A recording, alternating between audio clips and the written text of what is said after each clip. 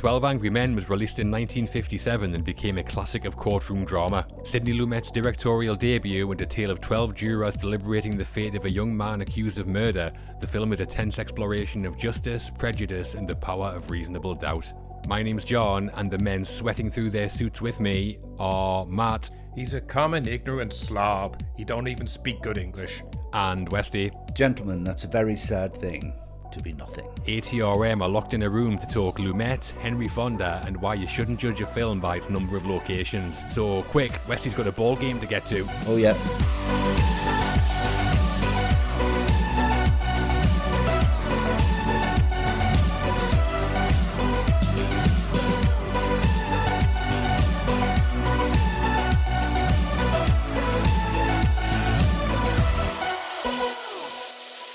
Hello and welcome to All the Right Movies, a lousy bunch of bleeding hearts, and a podcast on classic and hit films. That's the one. Definitely. We tell the story of Hollywood one film at a time here. We do. And this is one we've been building towards for years, isn't it? It is, yeah. Mm-hmm.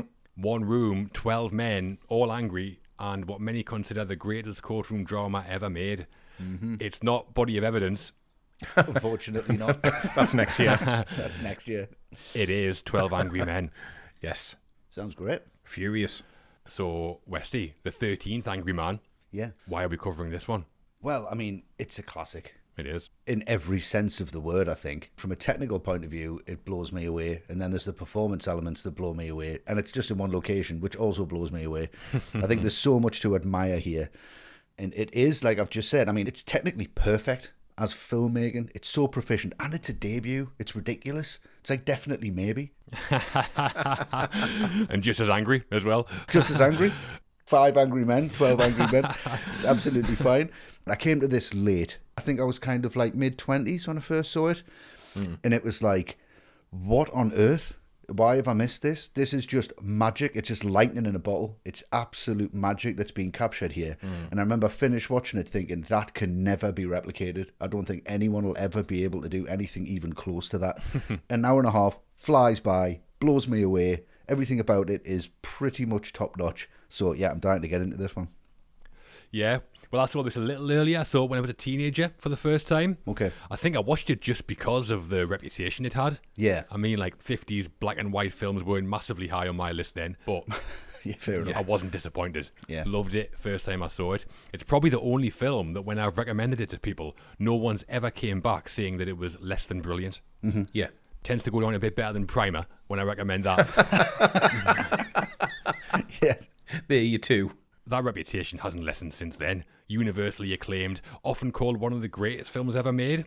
So we'll be talking about all that in terms of the acting, the writing, the directing, all very meaty things to get into on this one, I think. No, definitely, yeah. And despite the lack of locations or budget, the behind-the-scenes tale is very interesting, especially from a creative point of view. So if that's your thing, stick around. Absolutely. And there's a lot of laughs in this film, at least for me anyway. So should be fun. Maybe unnecessarily so, but we'll find out. So, I mean, great to revisit old Hollywood again, and they don't come much bigger than this one. Not really. And Matt, what about you and 12 Angry Men? Similar to you, John, when I was first getting into film, this one came up all the time in all those lists in Empire, 100 films you have to see before you die, etc. And I'll be honest, this one always sounded like it was going to be a bit like homework. Like, it's all in one room. Yeah, a bit of a slog. Yeah, a bit of a slog. It's just talking. Oh, I'm sure it's historically important, whatever, but didn't sound dynamic or massively enticing. But then I watched it and, not for the first time realised what a fool I was. I mean, the way it almost imperceptibly gets its claws into you, and before you know it, you are hooked on just these 12 men arguing over points of law, and you get to the end and you go, yep, I get it. That's why it's so revered, because everything that it could have been, it's not dry. Yes, it's talky, but in a really exciting way. Yeah. And once you've seen it, I think you spend the rest of your life really hoping you get called up for jury service one day. So 12 Angry Men was released on April the 10th, 1957. Produced by Orion Nova Productions and distributed by United Artists, the film was shot on location in New York. Directed by Sidney Lumet and written by Reginald Rose, adapting his own teleplay, it stars Henry Fonda as juror number 8, Martin Balsam as juror 1, John Fiedler as 2, A.G. Marshall as 4, Jack Klugman as 5, Edward Binns as 6, Jack Warden as 7, Joseph Sweeney as 9, Ed Begley as 10, George Voskovec as 11, Robert Webber as 12, and Lee J. Cobb as 3. The angriest of all the men. Nice. Not in sequence like that. I love that. I thought we might have to go like, when you do something and it keeps going, you go way after it. It's like number 7, way. Got a ball game to get to. Well, here we go then. Let's run it up the flagpole, see if anyone salutes it, should we? Absolutely. Let's do it. We're starting at the beginning of 12 Angry Men. The beginning. 12 Angry Men starts where most courtroom dramas finish, the end of the trial. A young man's accused of murder and our 12 men are here to separate the facts from the fancy. We're going to be talking about the knife scene that plants the first seeds of doubt and the secret ballot that follows. But first, it's the introduction to the jury room and the men in it. Yeah. Yep. So we open in an unnamed courthouse. Tracking shots come thick and fast. We meet the 12 angry men of the title, then get the details of the case, but not before we see our first vote where a certain juror stands alone. Westy, how are the introductions for you? I mean, perfect introductions, this, isn't it? Great. Just the symmetry of that courthouse with that tilt. Oh, brilliant. And it's beautiful symmetry. And then you're in and you're like, oh, it's this guy walking through the door. Oh, no, it's Yeah. this guy on the balcony. Oh, maybe it's this guy coming out the elevator. No, it's definitely this guy off the phone.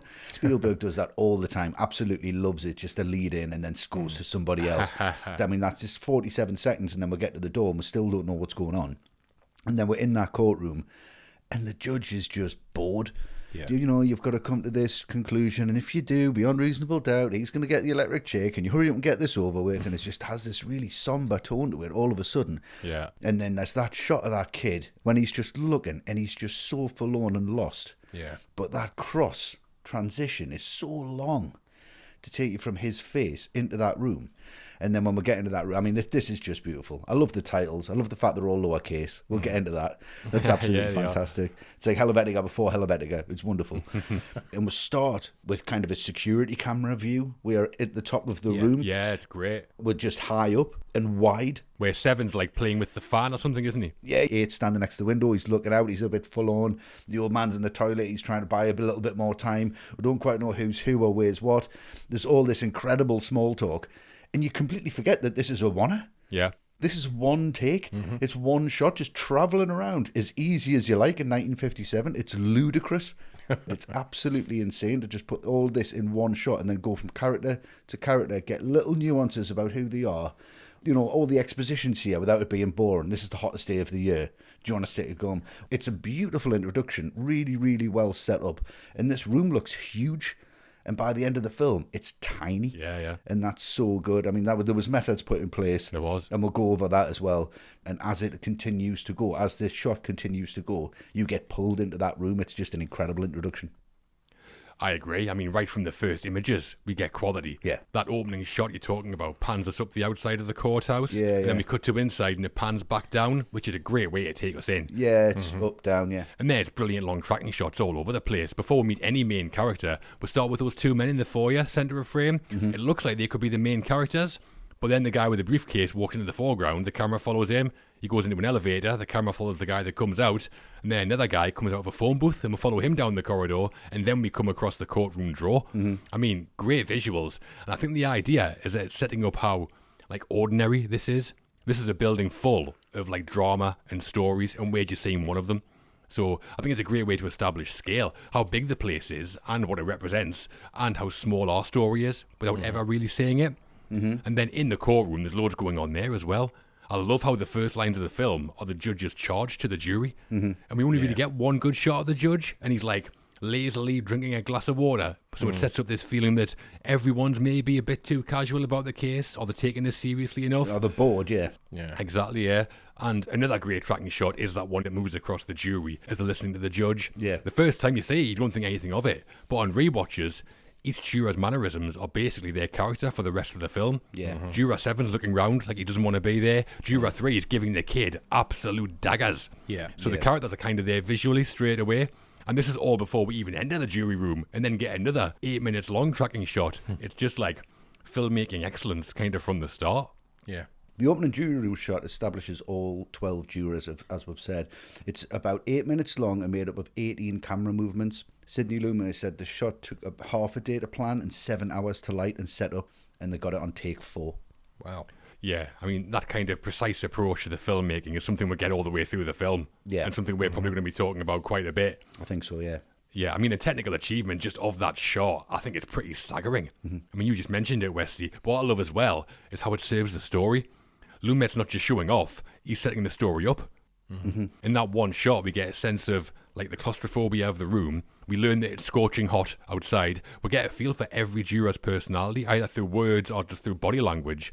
And what I think he's doing as well is telling us this is going to be a film about details and like observations. Yeah. It's a shot that kind of says, pay attention to everything, because everything matters. Yeah. Like, we know where the bathroom is, we know where the entrance is, where the exit is. Like, we know that whole room in 8 minutes. Yeah, it's great. So then there's no messing around. Most of them don't want to be there. They want the vote straight away, so straight into the vote. The foreman doesn't really know what's going on, but 4 corrects him, which tells you a lot about 4. We'll go into his character a lot and how he's approaching this.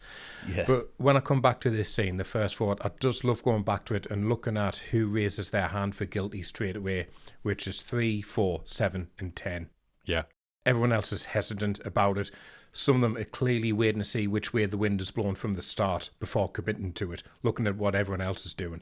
And that sets up everyone really smartly for how easily or not they're going to be swayed by all of 8's arguments further into the film.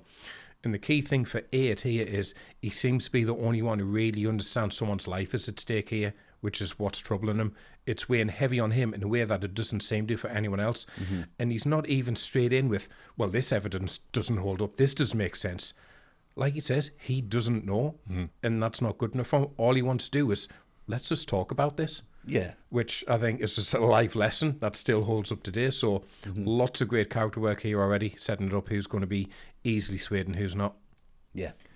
Yeah, I mean, we had some initial setup in the courtroom and then in the jury room, and then juror 8 voting not guilty is an end of Act 1 kind of plot point. It is, But yeah. we're only 11 minutes in, so it is straight in. It Yeah. is. And I just find it so engaging. As soon as the juror start talking about the details of the case, I'm totally in every single time. It sets up the core conflict of the film straight away. We see that juror 8's like an independent thinker, and his key argument, like you say, Matt, he's not saying the boy didn't do it. It's all about reasonable doubt, Yeah. like a key part of the justice system. Yeah. What if we're wrong? 8 says. He says that a lot, to be Yeah. fair, He does, and that yeah. drives the narrative from here. So it sets up its themes and the big ones, but I still find it incredible how entertaining it all is. When 8 says not guilty, we go around the table and each juror explains why they said guilty. It develops all their characters, reveals all the details of the case in a totally believable way. I think it's like fantastic writing as well. So I think this is already a bit of a masterclass how to make a potentially dry subject really engaging. Yeah. I just can't take my eyes off it kind of from the start. And real studies carried out by legal scholars say that this kind of situation in a jury room where one juror stands against the others is actually very rare in reality, because research shows jurors tend to conform to the group's consensus and peer pressure sways outliers towards the popular vote, and it's even more rare for one juror to change the minds of everybody else in the room. I would imagine so. Yeah. Yeah, but that's one of the messages of the film, I think, isn't it? The importance of not just going along with the crowd. You should form your own opinions based on the evidence. Yeah. So that's the opening. We've established the conflict. Time to see if juror 8 can back up his reasonable doubt, I think. See what he's got to say. Yep.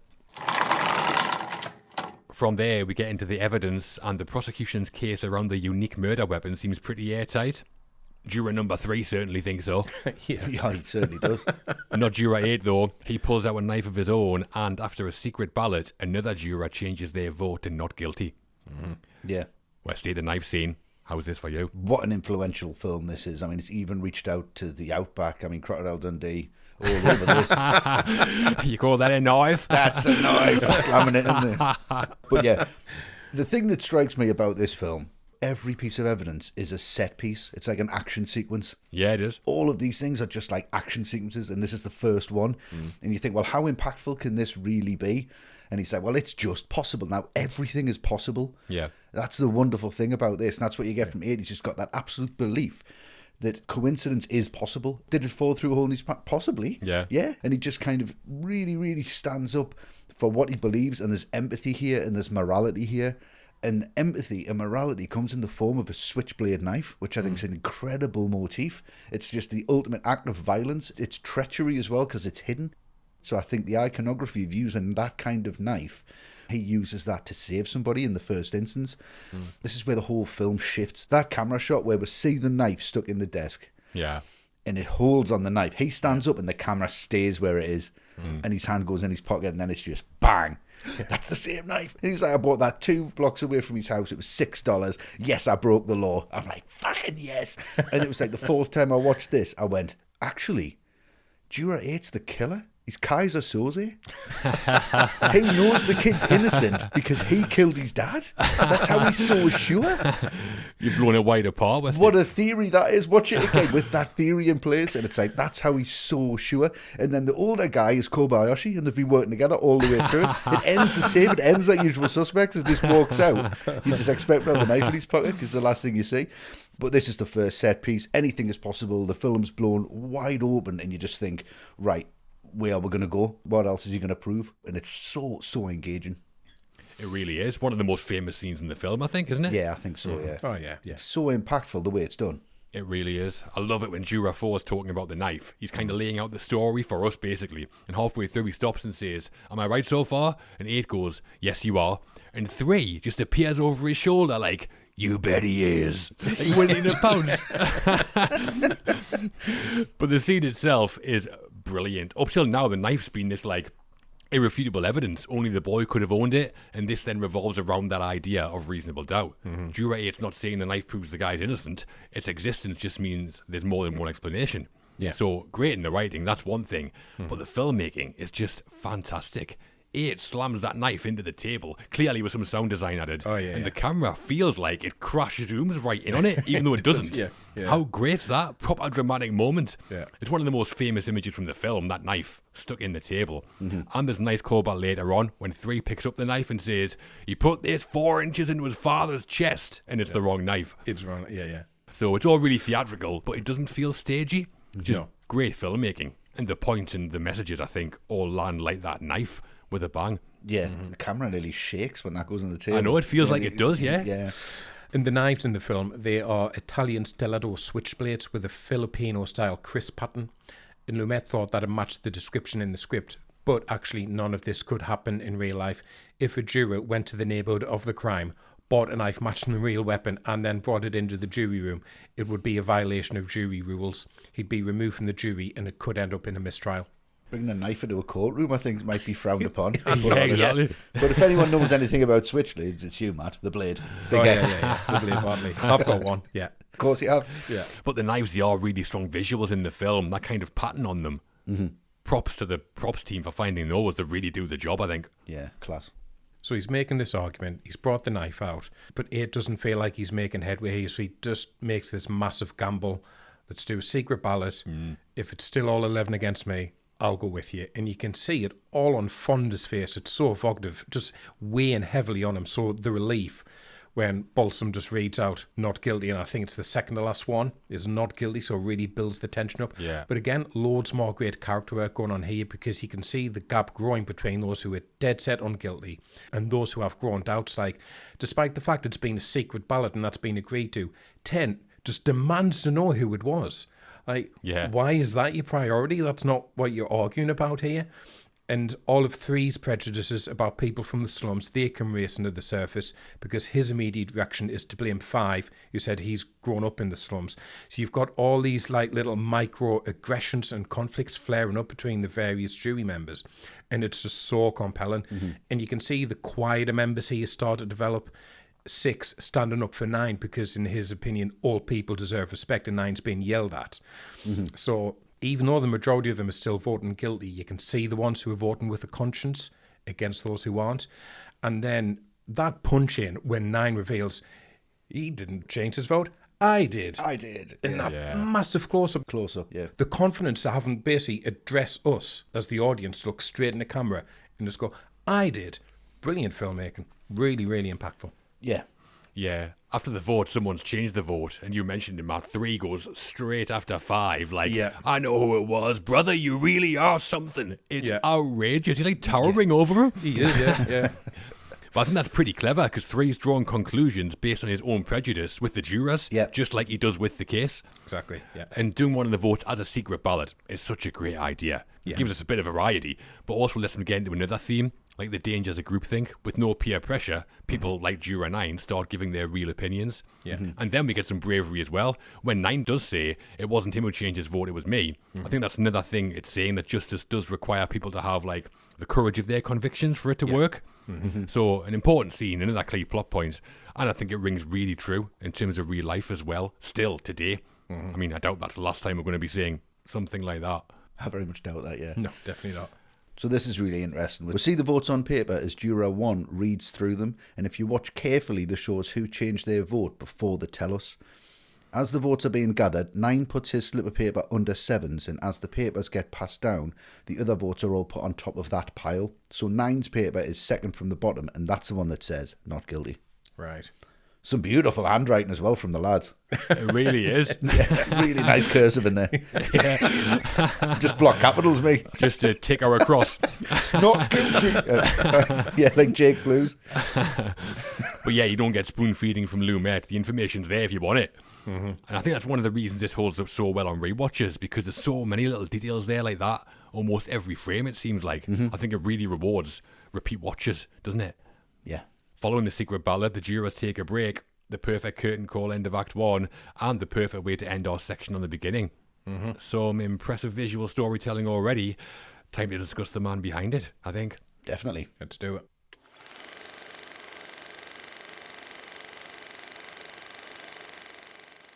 Before we deliver our verdict on Sidney Lumet, we'd love to let you all know about our own jury of supporters. If you're a regular listener to our podcast, you can help support what we do by becoming an ATRM patron. You get access to the full archive of this, our main show, as well as bonus shows like Double Feature and The Watch List. Lovely. You guys know all about them, don't you? Oh, absolutely, yeah. Double Feature is our monthly show where we take 2 films that are relevant in some way, be it an actor, director, or theme. We'll compare and contrast, and one will come out a winner, which will end up on this, the classic podcast. Yeah, we talk 2 films, so twice as good. Exactly. Yeah, and we do the watch list, which is where we pick 2 films each that are current releases or ones that maybe have gone under the radar a bit, and we discuss them and then either recommend them or recommend and avoid. So 6 films on that one. 6, yep. And the benefits don't end there. You'll also get the chance to ask questions on our main show, like the ones we'll be answering in this very episode, and you also get a vote on future films that we cover. That doesn't require unanimous agreement, thankfully. We'll be there forever. No, reasonable nothing doubt. would be covered. And you'll become part of the ever-growing ATRM community and get to talk films with some fantastic film fans. Yeah. So head to patreon.com/alltherightmovies to find out more, or you can access the archived episodes across Apple Podcasts, Spotify and YouTube as well. Indeed you can. Go and have a look around and see what you think. Thank you very much. So that's enough of that. Let's get back to the show. Let's do it. The director. We've already been talking about the filmmaking in 12 Angry Men, and now we're talking about the man leading that in director Sidney Lumet. Yeah. Making his feature film debut, which is crazy. Yeah. Lumet had directed hundreds of episodes of US TV dramas, including a lot of work on landmark anthology series like Playhouse 90, Kraft Television Theatre and Studio One. Some way to announce yourself to Hollywood, this though, Westy. It is. Sidney Lumet and 12 Angry Men. How do you find his work?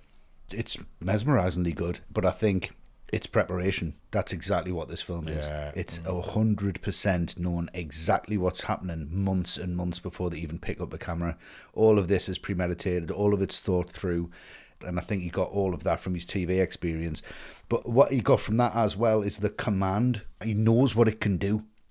He knows what actors can do. We'll say it's a debut, but he's got so much experience under his belt.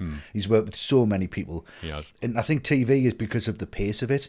TV was so fast-paced, it had to be turned around and just done, and the ideas had to be there. You know, you didn't really have time to plan things out. I think this would have been a joy for Sidney Lumet to just sit down and go, actually, I've got time Exactly. to go through shots and put that where I want to do it. It would have felt like slow motion to him, really. And it's just the fact that he knows that the camera is the audience, but the camera's also an actor, because you can put that camera somewhere to get a reaction. Like Matt just said there with Juror 9's turning straight to the camera and saying, it was me who changed my vote. Yeah. He knows that put the camera there because he's going to get a reaction from the audience. I think it's just brilliant the way that it's all thought through, but it's just to have that ability and to know exactly what a lens can do, to know exactly what a crane shot can do, to know exactly how that conveys the story. I think it's just incredible work. It wasn't my favourite Lumet for a long time. Serpico first, I think, then Dog Day Afternoon I saw after that, Network, Murder on the Orient Express, all incredible films. Yeah.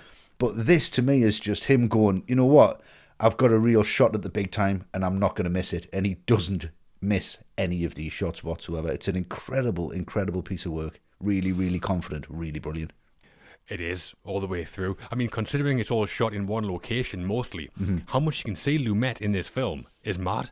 Yeah. There's so much that he brings.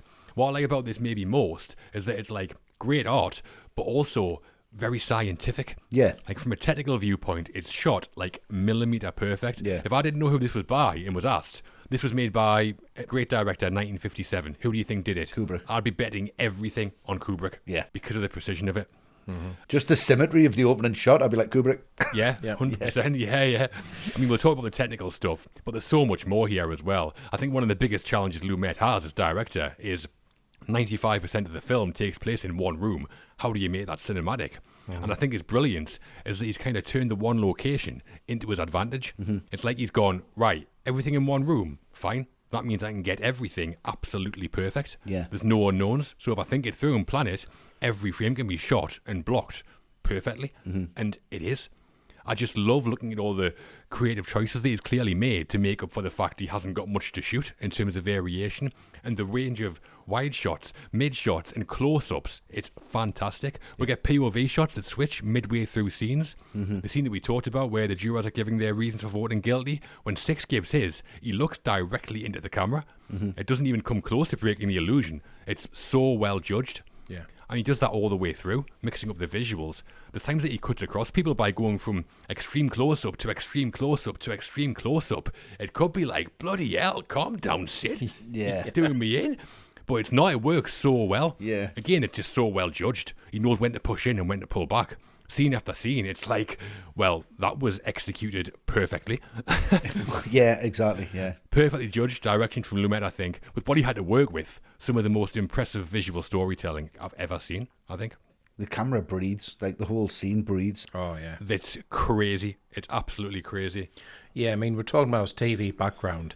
And I think if you describe a director as being very TV influenced, that'd be seen as a criticism, but not when it comes to Lumet. Yeah. Because when I say this film is televisual, I only mean in the sense of its pacing. Because if you work in television, the first thing you've got to learn is the length of whatever you're working on is non-negotiable. Because it's got to fit around ad breaks, it's got to fit into a schedule. Right, yeah. So there's zero time to be self-indulgent or ponderous. And that's what Lumet brings to this. There's not 1 second of this film that is ponderous. Every line is important or relevant. No scene goes even 30 seconds over what it needs to be or what it could be, just so Lumet can indulge himself with a longer tracking shot or a moody close-up of Fonda deep in thought. You could split this film into 3 30-minute episodes of something and it would have a cliffhanger. Yeah. And these are lessons Lumet learned on TV, but he's bringing it into film seamlessly. So the genesis of 12 Angry Men doesn't begin with Sidney Lumet, though. There were 2 other key men involved before he came along. One of them was the writer, Reginald Rose, more on him shortly. Yeah. And the other was Henry Fonda. The lead actor, he plays juror number 8. Fonda was involved before the director. So unusually for us, the part where we talk about the movie being developed in pre-production will come under the cast. Yeah. So once the film had been developed and greenlit by the studio, Henry Fonda was looking for a director. The budget was small even for the 50s, so he knew they couldn't afford a big name. At the time, Sidney Lumet was a respected TV and stage director, like we've spoke about, looking to get into movies. He ran a theatre workshop in New York called the Acting Workshop, and in 1955, Fonda went to see the show they had put together as their final project. He was massively impressed with the quality of the show and asked who the director was. Afterwards, he watched Lumet's TV shows and asked producers about him, and they all basically said, he's fantastic. And that's how Sidney Lumet became the director of 12 Angry Men. Amazing. Yeah, apparently the reason he was at that workshop presentation wasn't because of Lumet. In 1955, Fonda had been in a war comedy called Mr. Roberts. Right. Oh, yeah. 3 of the actors he worked with in that film were part of the acting workshop, and that's why he went to see the show. Right. And I mean, yeah, great director, clearly. But also this was a small budget, and Fonda must have been thinking, this guy's going to be cheap as hell. Yeah, exactly. He'd probably pay me if I He asked knows him. what a camera is, that'll do. So the film was shot in New York, where it's set, and with the low budget, there was a lot of planning up front. Lumet tapped into his stage experience and had the cast rehearse together for 2 weeks ahead of filming, and he storyboarded and planned out every shot with the DP, Boris Kaufman, beforehand. They had 21 days to shoot the film, and Lumet brought it in actually 19 days and under budget. I mean, the quality of the creativity is there on the screen, but the quality of the operations behind the scenes is there as well. Yeah. Really smooth. Yeah, it's not like they were cutting corners. It was just planned out to the inch and to the second. I mean, like you're saying there, Matt, on day one of filming, all the cast and crew knew exactly what they were doing. From a studio viewpoint, like the bottom line, this is like the perfect directing performance, I think. You will have been loving Lumet. Yeah. And because the budget was so small, the production didn't have a typical Hollywood crew. They couldn't afford a costume designer, so the clothing choices were made by UA's in-house wardrobe department, working with Lumet. Yeah, the standout's Juror number 8, I think. That bright white Definitely. suit is outrageous. Fantastic. Mark Twain. I mean, to make him stand out, obviously. And this makes him look a bit like the boy who was being accused, sort of white knight, maybe? Yeah, Kind of, maybe, yeah. Might have been a bit much and a bit too obvious if it was in colour, but in black and white, I think it works. Oh, totally. Yeah, it works, yeah. And Lumet hired Robert Markell as the production designer because he'd worked with him in TV shows before this. Markell designed and oversaw the build of the main set, which was the jury room. And Lumet told him he wanted it to be claustrophobic, so Markell built it to be as cramped as possible. Boris Kaufman said it was no bigger than a hotel room. Like a jury's in, presumably then. Maybe that's where they got the name. Very good. Yeah, so Robert Markell built the set with removable walls so they could fit the camera equipment around the actors for close-ups and mid-shots. The crew weren't like hanging through the windows or anything. Right. Yeah, but the only problem for the production design came with the New York City backdrop that we see through the jury room windows. Markell designed it, and apparently when Fonda saw it, he was furious. He'd just been in The Wrong Man, directed by Alfred Hitchcock, and he said to Lumet, "It looks like shit. Hitch had great backdrops." Give him a chance. It's Hitchcock. The more people compare him to, straight away. It's Oh, my thanks first for that. film, bro. And I'm 50 pence. Exactly. And Lumet had to assure him that they had a plan to make the backdrops work. Right. But yeah, Fonda's first time as producer, I guess there must have been a lot of anxiety from his point of view. Maybe that's why. Yeah, exactly. Yeah, I suppose, yeah. And it gets even more ridiculous. So you think, oh, it's dead simple, this premise, just set in one room, not a problem. But Lumet said one of the biggest challenges was continuity. The film is set on the hottest day of the year in New York, so the cast had to start comfortable and then get more and more sweaty as the film goes on. And the weather outside the room also changes. It starts dry, then we get a downpour, then back to dry. The film was shot out of sequence, so it was all documented what level of perspiration had to be on the actors for each scene and what the weather outside was like.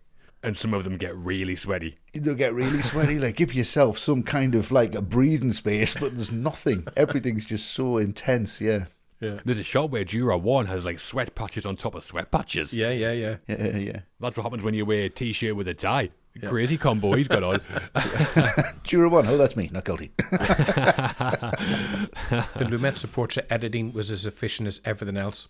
After filming, he'd only shot 63,000 feet of footage, which he called an insanely small amount even for the 50s. He said because they'd planned so thoroughly, they barely needed any coverage. Yeah, and because of his TV days, he was used to filming with a kind of get the take and then move on approach, I guess. So that's where he and Kubrick definitely differed.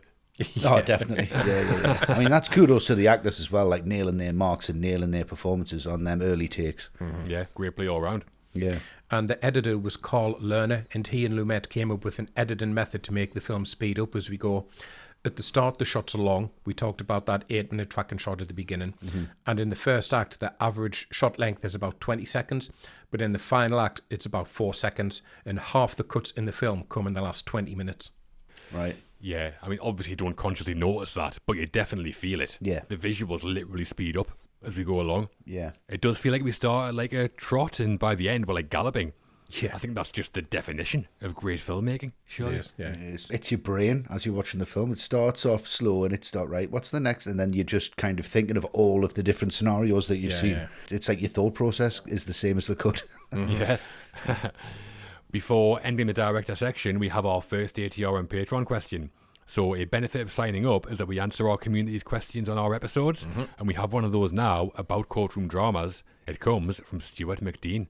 Hello, Stuart. Hello, Stuart. So Stuart's asked, what makes a good courtroom drama and what are your top 3? I think it's one of the hardest genres to pull off, as with no action or special effects to assist, it relies almost wholly on script and performances. Mine are JFK, A Few Good Men and A Time to Kill. Wonderful. Good question from Stuart and some good choices. Some good choices, yeah. What do you think, Westy? Courtroom dramas? Stole a couple of my choices there, Stuart, but that's fine. I'll let you. Obviously, it's the setup, which has got to be incredibly compelling. Yeah. And then you've got to feel like halfway through Act 2 thinking, I have no idea how this is going to end. Yeah. I have no clue how they're going to resolve this, where the evidence is, and you've normally got everything laid out in front of you before Act 3. It's the deception, I think, that's the genius in the script of a courtroom drama. And I think with 12 Angry Men, it's obviously top of the pile when you say courtroom dramas, even though it's not necessarily in the courtroom with that back and forth, just because the way it twists and turns. But other ones that really twist and turn for me, I've went for kind of more of the original feel to the courtroom drama where they've spun it a little bit. Lovely. And I think they definitely did that in Primal Fear. Oh, yeah. Oh, yeah. Huge twist in that, yeah. Yeah, the twist at the end of that, I'm not going to spoil it, but that's like, Yeah. right. They take the courtroom drama, you think you're finished, and you're definitely not.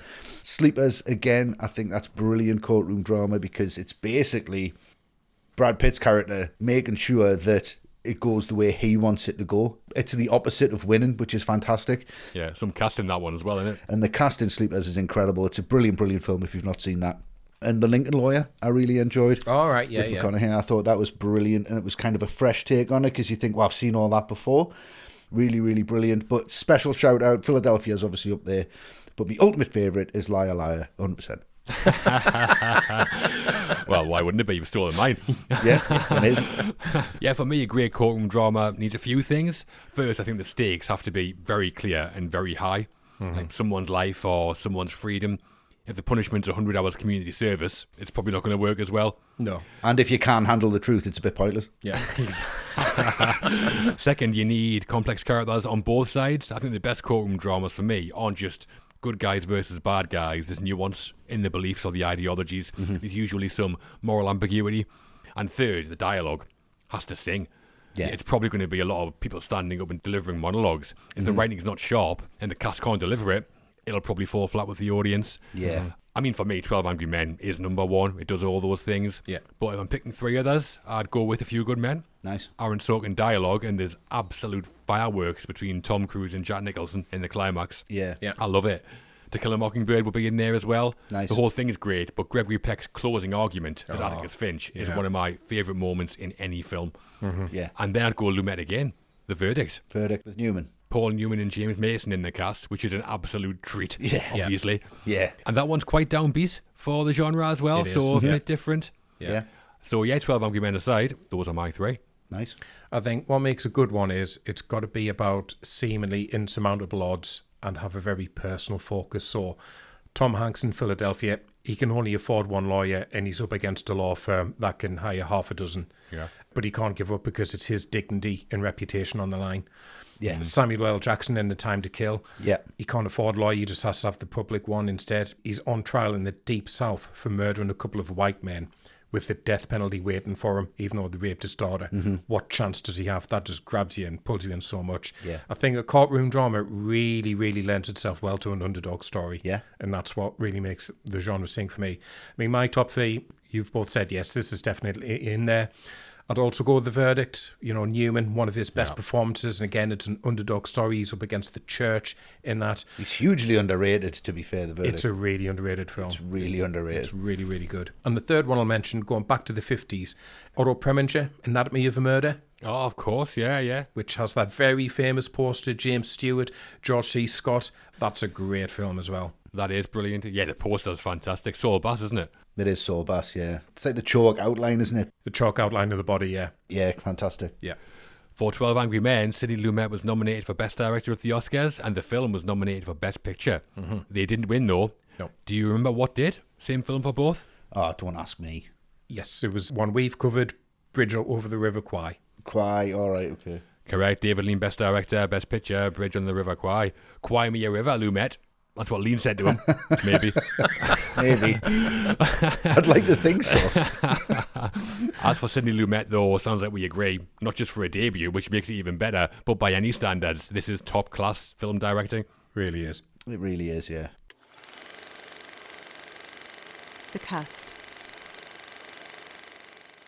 That's Sidney Lumet steering the ship. Now it's time to talk about the 12 Angry Men themselves. Or some of them, anyway. Yes. We're going to focus on several jurors now. Lee J. Cobb as juror 3. Then we'll pick out some of the other notable members. But first, it's the man in the white suit. Indeed. It is. Henry Fonda. Henry Fonda. Every time I hear his name, it's going to hit me Rhonda by the Beach Boys in my head. That's no bad thing. I cannot shake it. So Henry Fonda plays juror number 8, or Davis, as we'll find out he's called later. Yeah. Yes. An architect in gleaming white attire, we watch as 8 votes not guilty on the first ballot and acts as a paragon of reasonable doubt, leading the charge to dismantle the prosecution's case. I think he's wasted as an architect, Matt. Yes. Perry Mason, this guy. No, yeah. How's Henry Fonda and juror number 8? I mean, I think when you're talking about casting someone who has to represent the ultimate in virtue in the 1950s, it's either James Stewart or Henry Fonda, isn't it? It's only those two guys. Yeah. I think this is still his defining role in what he would represent in cinema, which is the epitome of goodness and decency and sincerity. That's why it's so shocking to see him as the bad guy in Once Upon a Time in the West, because it totally undercuts that. Yeah. Because this is a guy, you just want him in your corner, literally defending your life like he is for the accused here. And to do that in the face of all this evidence, not on the face, which seems incontrovertible, but more than that, the unrelenting pressure of 11 other men all getting in his face saying, you're wrong. Why do you think that? You heard what we heard. How come you're saying something different? And he doesn't buckle for an instant, but he doesn't do it in a big macho, shouty way. He does it with quietness and intelligence. Like I said, talking about the first word, he just wants to talk. And he has the smarts to let people trip themselves up with their own words. When he's wound juror 3 up to the point where he explodes at him. Yeah. You don't really mean you'll kill me, will you? Just totally hangs him with his own words. It's a great delivery, that as well. It's wonderful delivery. I mean, he's killing him with kindness. He isn't turning it into a shouting match, which everyone else wants to. And I've said this on other episodes, portraying goodness and virtue can lead to a boring performance sometimes, because what's interesting about that, not the case with Fonda here, though. Like I say, it's his definitive role for me. Yeah. Yeah, in the writing, I think every character starts with like a core position that Reginald Rose has given them, and that's the point of view they represent. Yeah. And 8 seems to be that with what's at stake, he's terrified of getting it wrong. Yeah. You see it constantly throughout the film. Supposing we're wrong, what if we're wrong? They could be wrong. It even goes both ways. During that first break, he's in the bathroom with 6, and he kind of turns the tables and says, what if you convince us all to say not guilty, and the kid did it? Yeah. And the look on 8's face, Yeah, it's brilliant, that bit. he looks the guilty one. Maybe he did do it, Westy. There you go, you see. All roads point west. But I do think Reginald Rose has picked out 8 as being what Rose thinks, just as its best looks like. Yeah. It's reasonable, it's thoughtful, it's not prejudiced, and it's desperate to deliver justice, whichever way that goes. So playing the kind of personification of justice at its best, not anyone can do that, but Henry Fonda can. Oh, definitely, yeah. Brings movie star gravitas, he's got a presence that gets respect, and I believe him in the role. And what I like is how understated it is. He's not like grandstanding or theatrical in his line delivery. He's quiet and respectful, which makes him likable. And his line delivery, I think, is excellent. He kind of subtly sings his lines sometimes, I think. Yeah. And there's other versions of 12 Angry Men out there. We'll talk about some. And some great actors have played Juror 8, but none deliver these lines as well as Fonda does, for me. Nah, not at all. And we've mentioned the white suit, but more specifically, those trousers. How high is he wearing those trousers? Simon Cowell. How long is his tie? I mean, only Henry Fonda can pull that look off, because it's crazy. Yeah, definitely. He's a proper movie star in the lead, and we get what that brings, but also I think we get to see the talent that made Fonda a star in the first place. Yeah. I mean, one of his great movies, and he had a few. Yeah, I think he wanted to showcase that, didn't he? That's why he's on production values. That's why he's Yeah. cast himself as 8. I think he's like, I want to just do this more subtle role. He plays a man with conviction very, very well. Yeah. When I first saw Henry Fonda, it was Once Upon a Time in the West. So I've always thought of him as a bad guy. Yeah. Because that's where I first saw him. Wow. I saw him in this and I'm thinking, he's going to just stab everyone. He's got that night, he's going to explode here. But he's just so good in this. And you guys have hit the nail on the head with everything. I mean, his performance is fantastic, so nuanced. But the way that he gives everybody else in the room, he is the movie star, and he knows that. But what I get from his performance is the amount of confidence he's putting into all of the other actors in that room. He's saying, that's your space, that's your shot. We've got a close-up on you. This guy, Lumet, knows what he's doing. You haven't heard of him yet, but your kids are going to love him. But he's going to put a 50 mil right in there. And I'm telling you, you can do what he says, and I'm Henry Fonda. And I think that's where you get that confidence throughout everyone else's performance because of him. Absolutely. Yeah. So we mentioned earlier that Henry Fonda's role on 12 Angry Men wasn't just actor, he produced as well. Mm-hmm. As such, I think this is a first. We're talking about how the film went from script to screen under the cast. Yeah. Mm-hmm. Oh, Matt is anyway. I am. Go on, shut him up. So, the first version of 12 Angry Men, that was produced for television and it aired on CBS in September 1954 as a 50-minute episode of the Westinghouse Studio One anthology show. It was a big success, winning 3 Emmys, and it was thought lost, but CBS found the footage in 2003 and aired it again.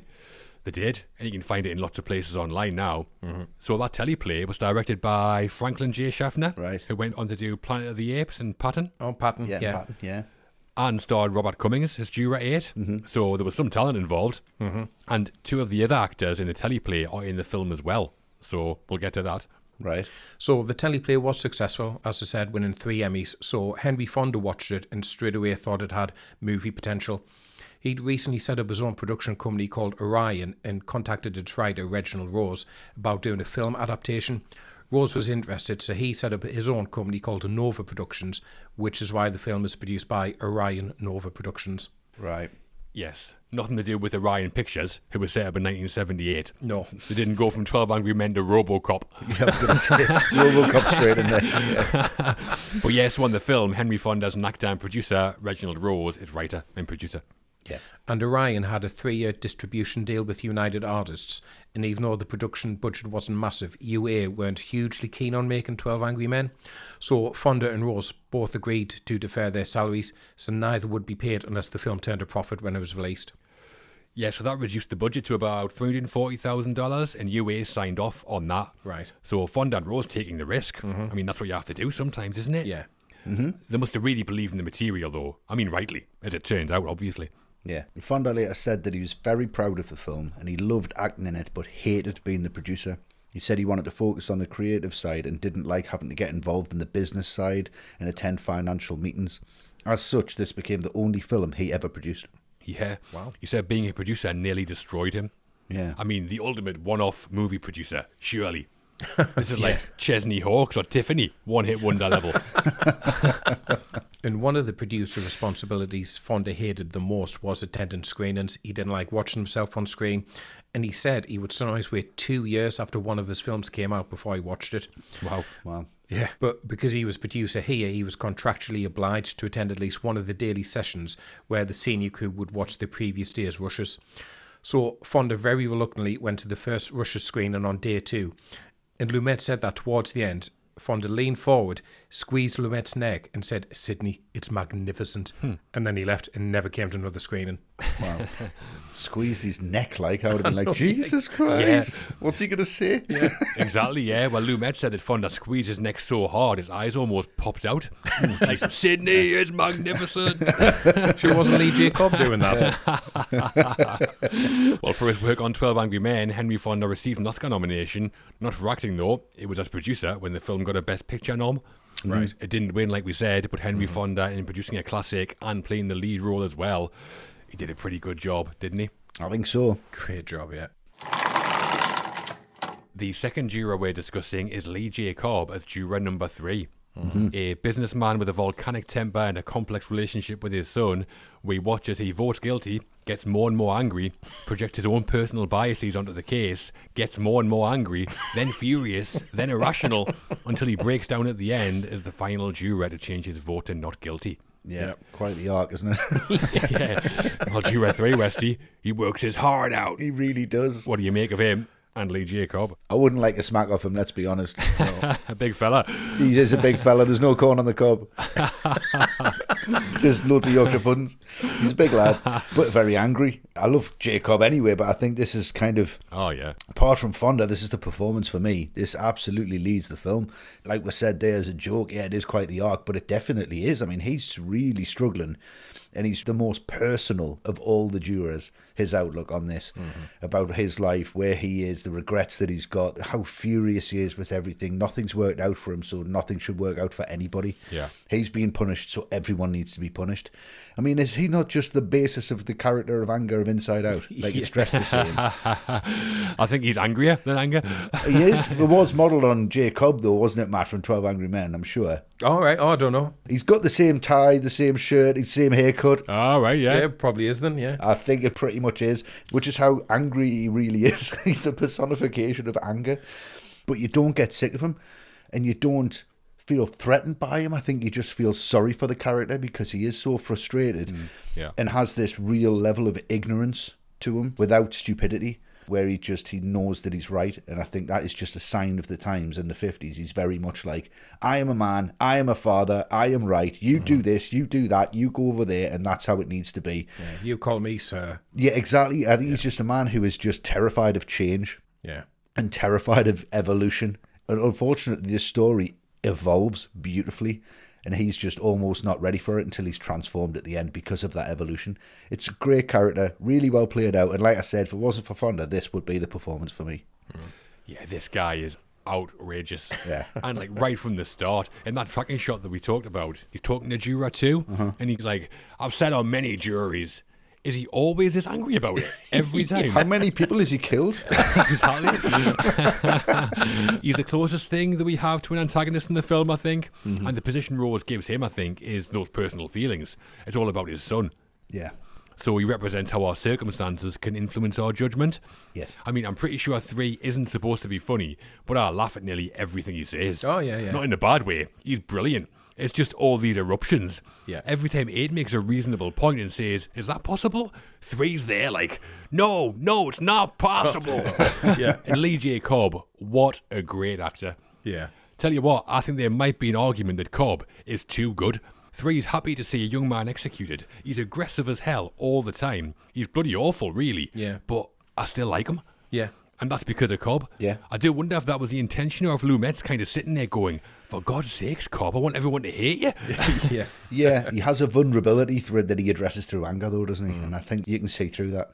Yeah, I think it's actually a testament to the rest of the cast that Cobb doesn't just run away with the film. Yeah. With lesser actors, he would have blown them away. Yeah. And I think he finds the humanity in there. He brings vulnerability to it, like you're saying, Westy. And you understand why he's the way he is. It's kind of pain. He's a father who's lost his son. And he's pretty emotionally stunted, it seems like. And he's got no idea how to process it. Yeah. So it comes out as rage. It's fair enough, yeah. All the way through, I'm just thinking, just go and apologise to your son. It'll be fine. Yeah, you don't know the situation that they're in now, though, do you? Yeah. At that point, you kind of just, give him a ring, I guess, in the 50s. Like, once he's gone, he's gone. Yeah, maybe, yeah.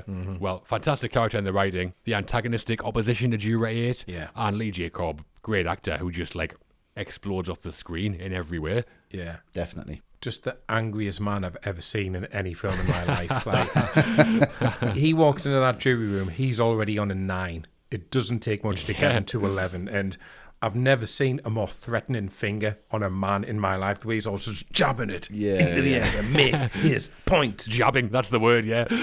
And it's such a magnificent performance because it plays so well against Fonda's calmness, who is completely unruffled. Yeah. Whereas Cobb, he's just 1 second away from ripping a chair in half like Bud White in LA Confidential. Just smashing his fist through the table. It's really funny when he's talking to Juror 4 at the water cooler about 8 winding him up, where he was just trying to bait me. And Ford just goes, he did an excellent job, and then walks off. Yeah. And the fact that he's the last man standing with the guilty verdict, he's the one that's got to change his mind, and he's so adamant about it, you think, what on earth is going to make him change his mind here? I think Cobb is so good that when he does change his mind and you realise why, you completely buy it. It's so plausible. Because if you don't buy that very last change of mind, the film won't work at all. Nah, doesn't, yeah. Absolutely, yeah. It hinges on that, doesn't it?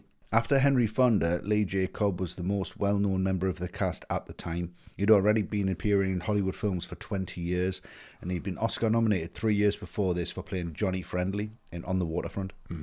Lumet said he went to Cobb because he knew he had the screen presence to create the big, intimidating figure he wanted 3 to be. Yeah. He certainly does have that. He really does, yeah. He absolutely does. Yeah, he was a name already. Worked with Elia Kazan a few times, George Cukor, so very established in Hollywood. Yeah. He was also the original Willy Loman on stage in Death of a Salesman. Oh, right. And Arthur Miller called him the greatest dramatic actor I ever saw. Wow. Wow. Possibly the best actor in a great cast here. I mean, he kind of pips it for me, if I'm honest. Everyone's fantastic, but then that monologue at the end when he just goes for it, I'm like, this is it. Yeah. It's a great cast all around, isn't it? Yeah, it's amazing. Brilliant actor. And towards the end of the film, Juror 3 insults Juror 12 by calling him the boy in the grey flannel suit.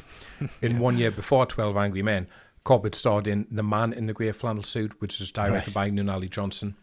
And that film also featured Joseph Sweeney, who plays Juror number 9 here. So that line is a nod to Cobb's own work. Nice. Yeah, post-World War II drama with Gregory Peck in that film. Right, Okay. I wonder if that was an ad-lib by Cobb. It seems a strange thing to write in. I don't think he would have wrote that in. It's too precise, this screenplay. Yeah. I think he might have just went, I'll just give a chance on this one. Yeah. Should have got on the waterfront in there. Really obvious. Then winks to the camera. Johnny Fender, that was me. And then a couple of years before 12 Angry Men, Cobb had been filming The Houston Story with William Castle, and he had a heart attack on set. He was replaced on that film with Gene Barry, but he was back working within a few months. He needs to chill the hell out here then. He's on the verge of a heart attack for 95 minutes. Yeah. Yeah. No Oscars recognition for Lee J. Cobb for Juror 3. Looking at the 1958 Best Supporting Actor nominations today, this is easily the most enduring role in there, I think. Yeah. Red Buttons won for Sayonara that year. Right. So, nothing from the Academy, but to us, Lee J. Cobb, a brilliant actor who brings a lot of quality and fireworks to 12 Angry Men. Oh, yeah. Firecrackers, yeah. Just about steals it, I think. The two jurors we've just talked about don't make up the whole 12 Angry Men. There's 10 others, obviously. Obviously. So which others do we think are notable and worth picking out? I'm going to go for A.J. Marshall as Juror 4. Lovely. Who is probably the most emotionally stunted, robotic version of a man I've ever I'm seen. sure he's a robot. He is. He's got to be like an android. He's just like... So, number 1, he's the most logical and least emotional member of any juror I've ever seen. Number 2, the boy can't remember the films. And that's why I love him, because that's what he's hanging his hat on. Yeah. If you go to the cinema, man, you've got to remember who's in it. At least remember what you've gone to see. Because that's me all over. Like, someone got... I went to the cinema last night, would say, oh, which one is it? The new... Guilty. Forget about it. Guilty. Dead. Electric chair. Pointless. Just pay attention. Get off your phone. And he just looks for the most logical reasons. It's not to do with anybody's emotion or anybody's motive in an emotive way. It's kind of just fact-based. His memory, or it's something that has to be convincing logic. It has to be like down the line.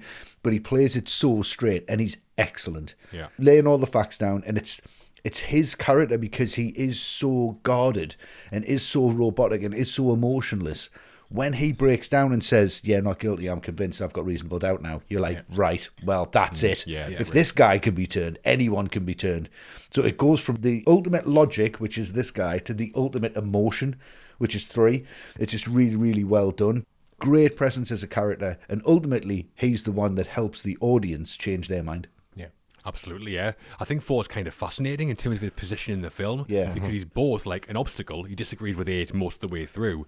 But he's also a sort of ideal. Yeah. Because he mostly just focuses on the evidence. Yeah. He's calm and reasonable, and he makes logical decisions. Yeah. He recites details of the case with like surgical precision. Yeah. And they show this with some nice character touches, like when he says he doesn't sweat. Unless he's being asked about what he went to see at the flicks last week, and he's a nervous wreck. Yeah. Monday I went to the cinema. Oh, that's convenient. He's like Tottenham Raiders. What shall we talk about? But it's nuanced because even 4 is subtly influenced by prejudices. He says that people from poorer areas are more likely to be menaces to society. Yeah. So I think the point Rhodes is making is just how powerful stereotype prejudices are. Even the hyperlogical guy has them. Yeah, yeah. And A.J. Marshall, who plays him, I think he's fantastic. He's brilliant, yeah. One of my favourite performances in the film, which is saying something. Yeah. So we find out in the film Juror 4 is a stockbroker, and A.G. Marshall was already one of the more experienced film actors in the cast by 1957, and he was known for playing controlled, authoritative characters that made logical decisions, and he'd played roles like that in 13 Rue Madeleine and The Cane Mutiny, so Lumet knew that he'd work well as a logical stockbroker. Nice.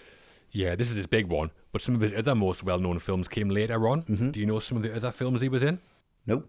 Yes, he's Ellen's dad in National Lampoon's Christmas Vacation. He is indeed. Oh, Yeah. nice. Yeah. Those little lights on twinkling, Clark. Oh, nice. That guy, yeah. Oh, yes, I love that. Yeah, that's him. He was in Tora, Tora, Tora, the epic World War II film. Right, okay. And he plays the president in Superman 2, Kneel Before Zod. Oh, shit, yeah. Of course he does, yes. Yeah. brilliant. Well, another juror I think worth talking about is Juror 7, who's the baseball fan in the hat, played by Jack Warden. Yeah. So good. What's interesting is that there were 3 jurors who aren't really interested in the truth. 3's got personal prejudices. 10's racist, basically. Yeah. And 7 wants to go watch a ball game. Yeah. I'm not sure which is the worst. I mean, at least 3 and 10 care about the verdict, even if their reasoning's very twisted. Right. Juror 7 just wants to get out with Dodge. He's He's just bored, unbelievable. Yeah. But again, Rose does it for a reason. I think 7 embodies the like impatient and self-interested people that treat jury service as an inconvenience, which can sometimes prevent justice. Yeah. And I think Jack Warden is outstanding. Jack Warden's unbelievable, yeah. Yeah. He is. I said before that some of that cast members stopped Lee J. Cobb running away with the film, and Jack Warden's one of them. Definitely. He delivers his monologues brilliantly. He's got such an engaging style when he's talking at length. Yeah. And he's hilarious. I think He when is. 8 goes into the bathroom and 7's in there just like, beep, beep, boo, boo, ba, boom. What's he singing there? But I'll tell you where I do agree with Juror 7. There's too much yakety yakking going on. There is, yeah. How many times does he say that? You can yakety yak till next Tuesday. Yeah, amazing. Yeah. Like, he just represents the casual, everyday American white-collar male. 100%, that's what he is, yeah. This massive lack of self-esteem. It's like no matter what he says, he's not going to make a difference. So he's just going to crack on and watch a ball game.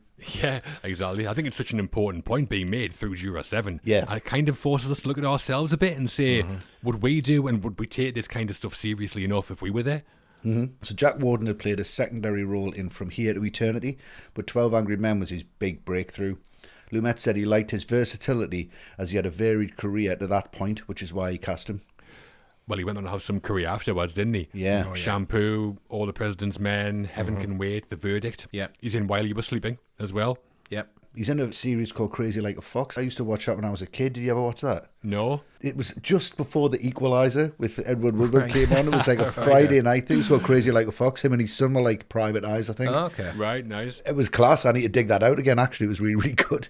I love him, yeah. But not just because he's funny, although that helps. I think you can tell that he's a brilliant actor. Yeah. Really reminds me of Walter Matthau. I think he's got that kind of vibe to him. Right? I could see Matthau doing this role. I see what you mean, yeah. Yeah. Oh, definitely you could do, yeah. So I'm going to talk about Juror 5, Jack Klugman. Another great performance. Another actor who realises they've only got limited time to make an impact here, so they've really got to zero in on what makes their character tick. And you can see straight away 5, he's not comfortable with his decision of guilty. You can see he's wavering and it's peer pressure for him. Yeah. Because he's not up in Nate's face about his innocent decision. As the evidence gets spoken about and discussed, you can see just in his eyes, his opinion is shifting. But you can also see that realisation that people around this table, like Juror 10, they are basing their guilty decision on something other than the evidence, and he's not having that. And I think part of the greatness of this writing is every juror finds one thing within them that they base every decision on. And for him, it's the fact that this kid comes from a similar background as him, the slums, and everyone is holding that against the kid. So he's not going to do that. And then that really comes into play. He gets this moment where they talk about the knife, which he blows that hole in that evidence is all. No, that's not how he would have held it. Yeah. He'd go from underhanded. He's not tall enough to do that. And when he first picks up the knife and he just goes, boy, I hate these things. A really subtle line, but I think that just tells you, you can't judge someone on their background, because he comes from the slums, but he wants nothing to do with knife fights or anything like that. That line when he says, well, maybe you can still smell it on me. Yeah. Yeah, great. I love that. It's like, what a put down that is. Yeah. Yeah. Totally agree, Matt. I think 5 is like a writing tool as much as he is a character.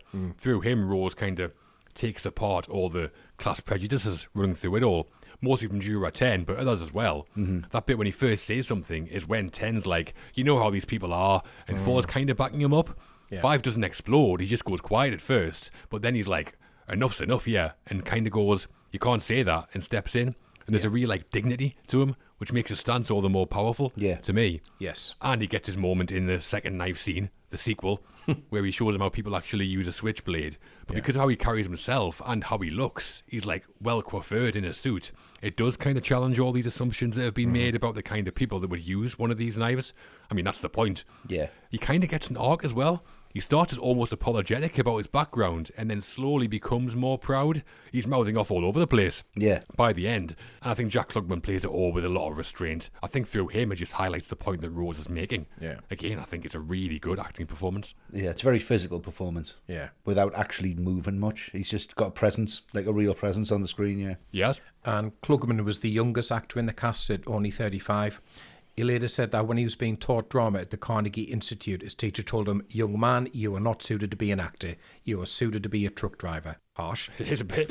And this was only his third feature, but he had appeared on TV in 1955 in an episode of the Producers Showcase anthology series called The Petrified Forest, and Henry Fonda was also in that movie. So there's a connection there leading to Klugman being cast here.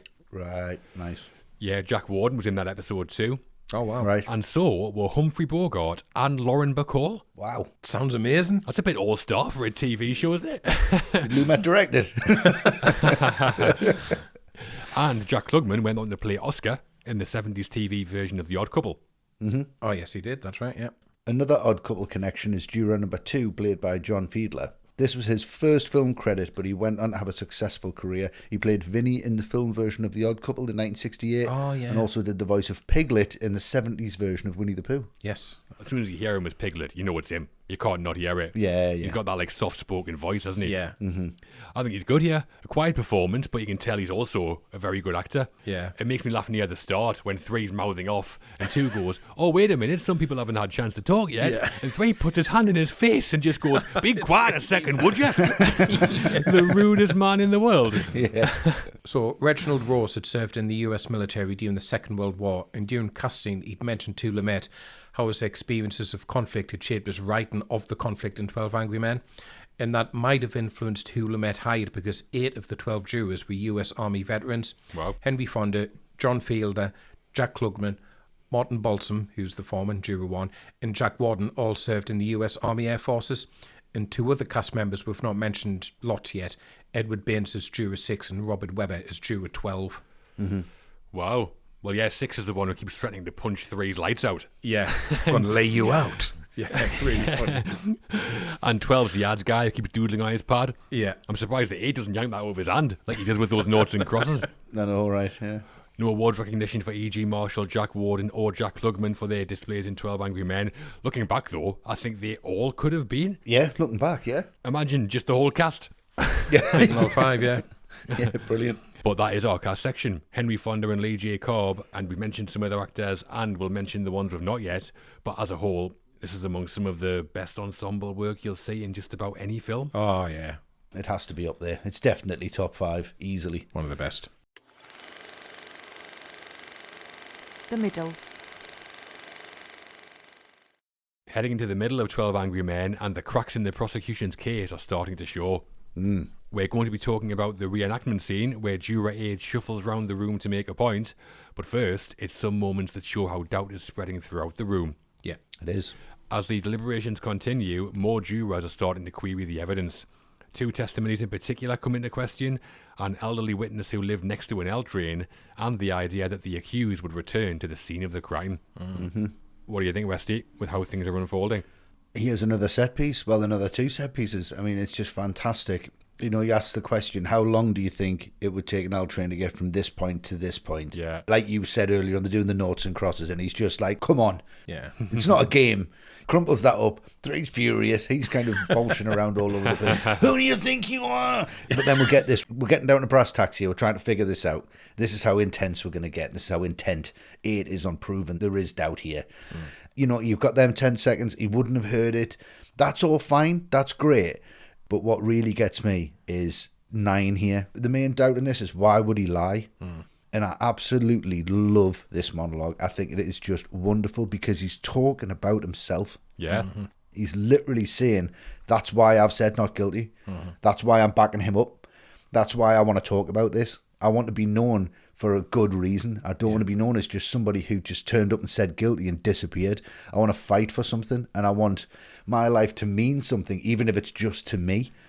And it's just so beautifully played out, because he said the seam of his jacket was split under the shoulder. Did you notice that? Right. Just this guy's like a very old man with a ripped jacket, literally talking about himself, and the reason he's changed everything is because he is that guy, and he knows, I know him better than anyone else in this room.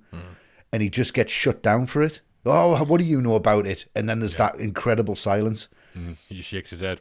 You just get to an age where you disappear. You want to matter. And he said it's a hard thing to be nobody.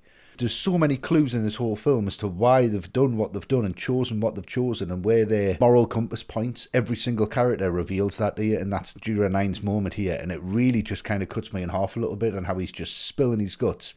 But I think it's just a wonderful scene, a wonderful performance, and so well set up. It definitely is. Something that Rose and Lumet do throughout is it's a story where the details of the case are massively important, so we need to know them, but they always manage to drop them in such a natural way. Yeah. With the L train, it starts with Juror 8 kind of figuring out the testimony doesn't make sense, and then he says, did anybody ever live near an L train? And 6 is like, I spent a couple of days working near one. Oh, brother, you couldn't hear yourself. And then we're kind of in, but it's very human rather than just like relaying facts to us. Yeah. And what makes it important isn't just because it develops the narrative. It's Juror 9, the oldest guy in the room who figures it all out. He's the one who gets what might have been going on in the older witness's head, that he might have lied for attention. He wasn't lying maliciously, I don't think.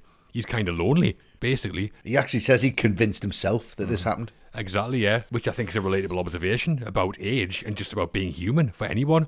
Yeah. And Joseph Sweeney as Juror 9, I think he plays it so well. There's real empathy in his voice when he talks about the old man. Yeah. He understands him because, like you're saying, Westy, he's lived that experience of being kind of invisible. We'll see it in this film. Yeah. Through 3, obviously, where he's like, he's no man, how does he know what he saw? Yeah. Brilliant. So I think the scene's here to show us another form of prejudice in ageism, but also that empathy matters as much as the logic does when you're trying to get to the truth. Yeah. Seeing it from other people's points of view. I mean, trying to relate to people can give a greater understanding of the facts, I guess. And as always, Lumet delivers it in just such an engaging way. It's just mad how good it is. Yeah. So as we've said, Juror 9, who explains why the old man might have lied, he's played by Joseph Sweeney, and he was the oldest cast member at 73 years old.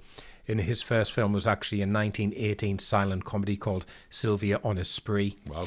He then spent most of his career on Broadway before appearing in a few Studio One anthology episodes in the 40s and 50s. And one of them was actually the TV adaptation of 12 Angry Men we've talked about previously. And Sweeney played Juror 9 there as well, which is how he came to be cast by Lumet. Yeah, McCardle, he's called, isn't he? We find out in the final scene as well. Yeah. 12 Angry Men was Joseph Sweeney's final film before he passed away. Oh, wow. Right. But another cast member from the 1954 version came back as well. That was George Voskovec, who plays Juror 11. Yes. The immigrant watchmaker juror. Well, talking of 11, this is his time to shine here with this argument about how plausible is it the boy would return for the knife.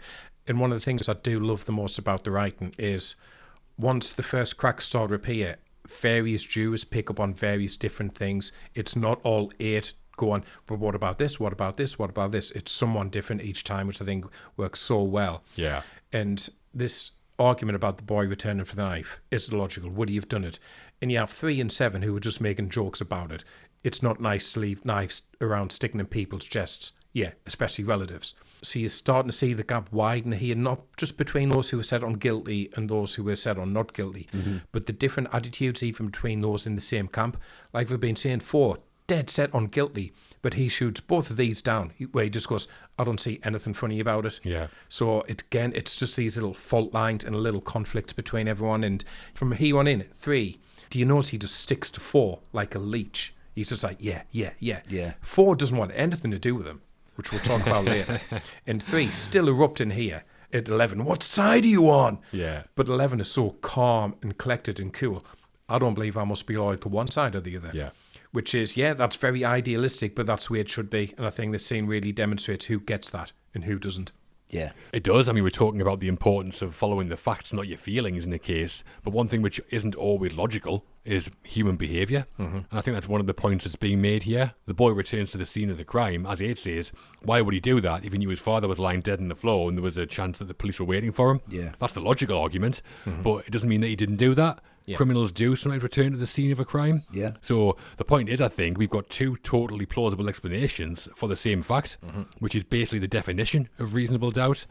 So this seems to be exploring spin. I think to me, you can tell a story where coming back to the crime scene proves guilt, and you can tell another story where coming back to this crime scene proves innocence. Yeah. And this is still the case today. That kind of thing, obviously. Yeah. Yeah.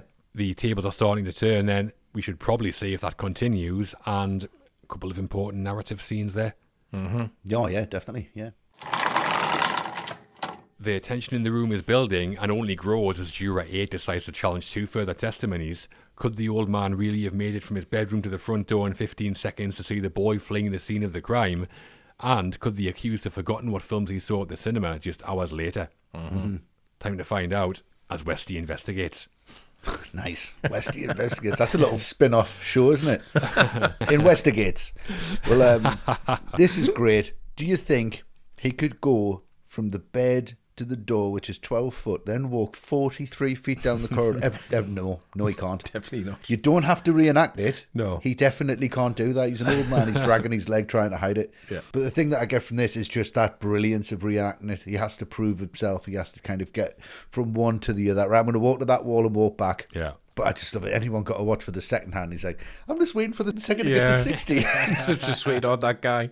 But you would, wouldn't you? You would like, I want this to be absolutely right. But I don't know if I really trust that guy to get it right. But I think what they're trying to do here is nail this down and have a shot that looks like it's exactly the same amount of time on that watch that you're watching it in real time. And I do think Lumet and Kaufman did try to do this.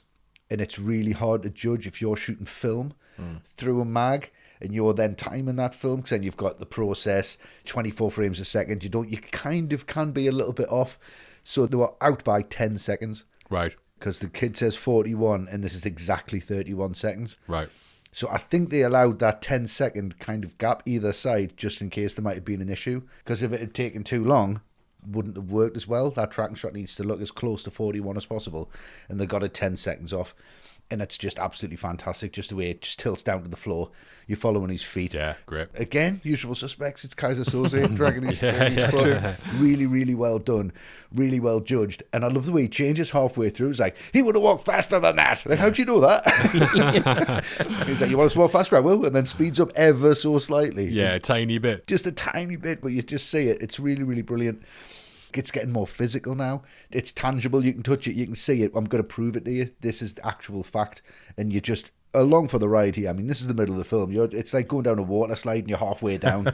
You definitely can't change the trajectory of where this is going now. It's absolutely brilliant. Yeah. Yeah. Here it is, the action scene. Yeah. Jure should be wearing a vest for this bit. But it's a great idea, the physical reenactment, changing up the pacing and the visuals. And again, Lumet elevates it. Firstly, that blueprint of the old man's apartment they bring in. Yeah. How big's that? Massive. Why is it Isn't that it? big?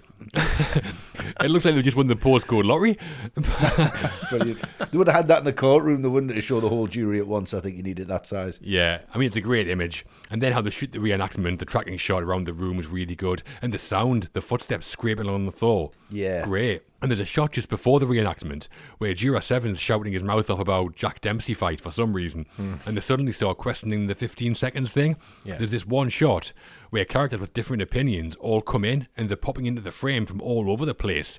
And it's clear as day what's going on. The blocking is outrageous. Yeah. Yeah, it's great. But the whole scene, just a masterclass in using action as drama. It's one of the most immersive scenes in the film, I think. Yeah. And at this point in the film where they have another vote and it's tied at 6-6, so they have another break. I like that chat that Juror 1 and 8 have at the window. Yeah. One's the foreman on the jury, but he's a teacher. Yeah. And he's telling a story about a football game he was managing. And he's like, Yeah. the kid's an ox, a real ox, you know? It's great. Yeah. Martin Balsam, Juror number 1, isn't he? I think he kind of shows how good an actor he is just in that monologue. What do you think of him? Great. I mean, you can feel the instant pressure he feels as foreman because this is like herding cats. I mean, 3 kicking off every 2 minutes and he's trying to, Yeah. everyone just calm down, sit down, let's have a vote. You know, I don't like taking shots. Do you want to do it? Take my seat. I'll sit back. Let's swap. I just think he's really good as that guy who really doesn't want to have to settle any of this. Yeah. He throws a rights drop at the start, doesn't he? Oh, he When he's does, telling yeah. everyone else, you do it if it's so easy. Yeah. And when 8 says, I think we should carry on, he just turns away like, I don't care what you do. Yeah. I think it's fairly justified, though, to be honest. What a shit position to go in. He even forgets that he's number 1 at one point. Oh, he does, yeah. Oh, that's me. Throws his toys right with the pram. Yeah. Yeah. So after this, we know by now, Juror 4 going to be a real tough nut to crack here because one element he keeps coming back to again and again and again. The boy's inability to remember anything about the films he went to see at the cinema that he says he did. Yeah. But it's brilliant how 8 turns it back on him. Well, what did you do last night? What about the night before? Yeah. But he only goes back 4 nights to when 4's at the cinema and he's struggling to remember all the details. I mean, come on.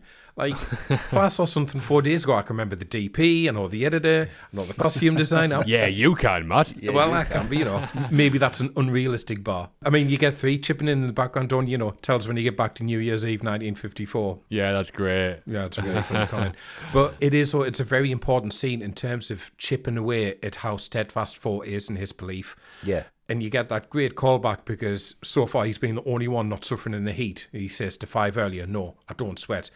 But then when he realises he's now on shaky ground with this piece of evidence he's been basing everything on, you just get that single bead of sweat on his brow. Well, yeah, Juror 4 says, I don't sweat. Unless I'm being asked about who was in The Amazing Mrs. Bainbridge, obviously. Yeah. Then he's in deep shit, isn't he?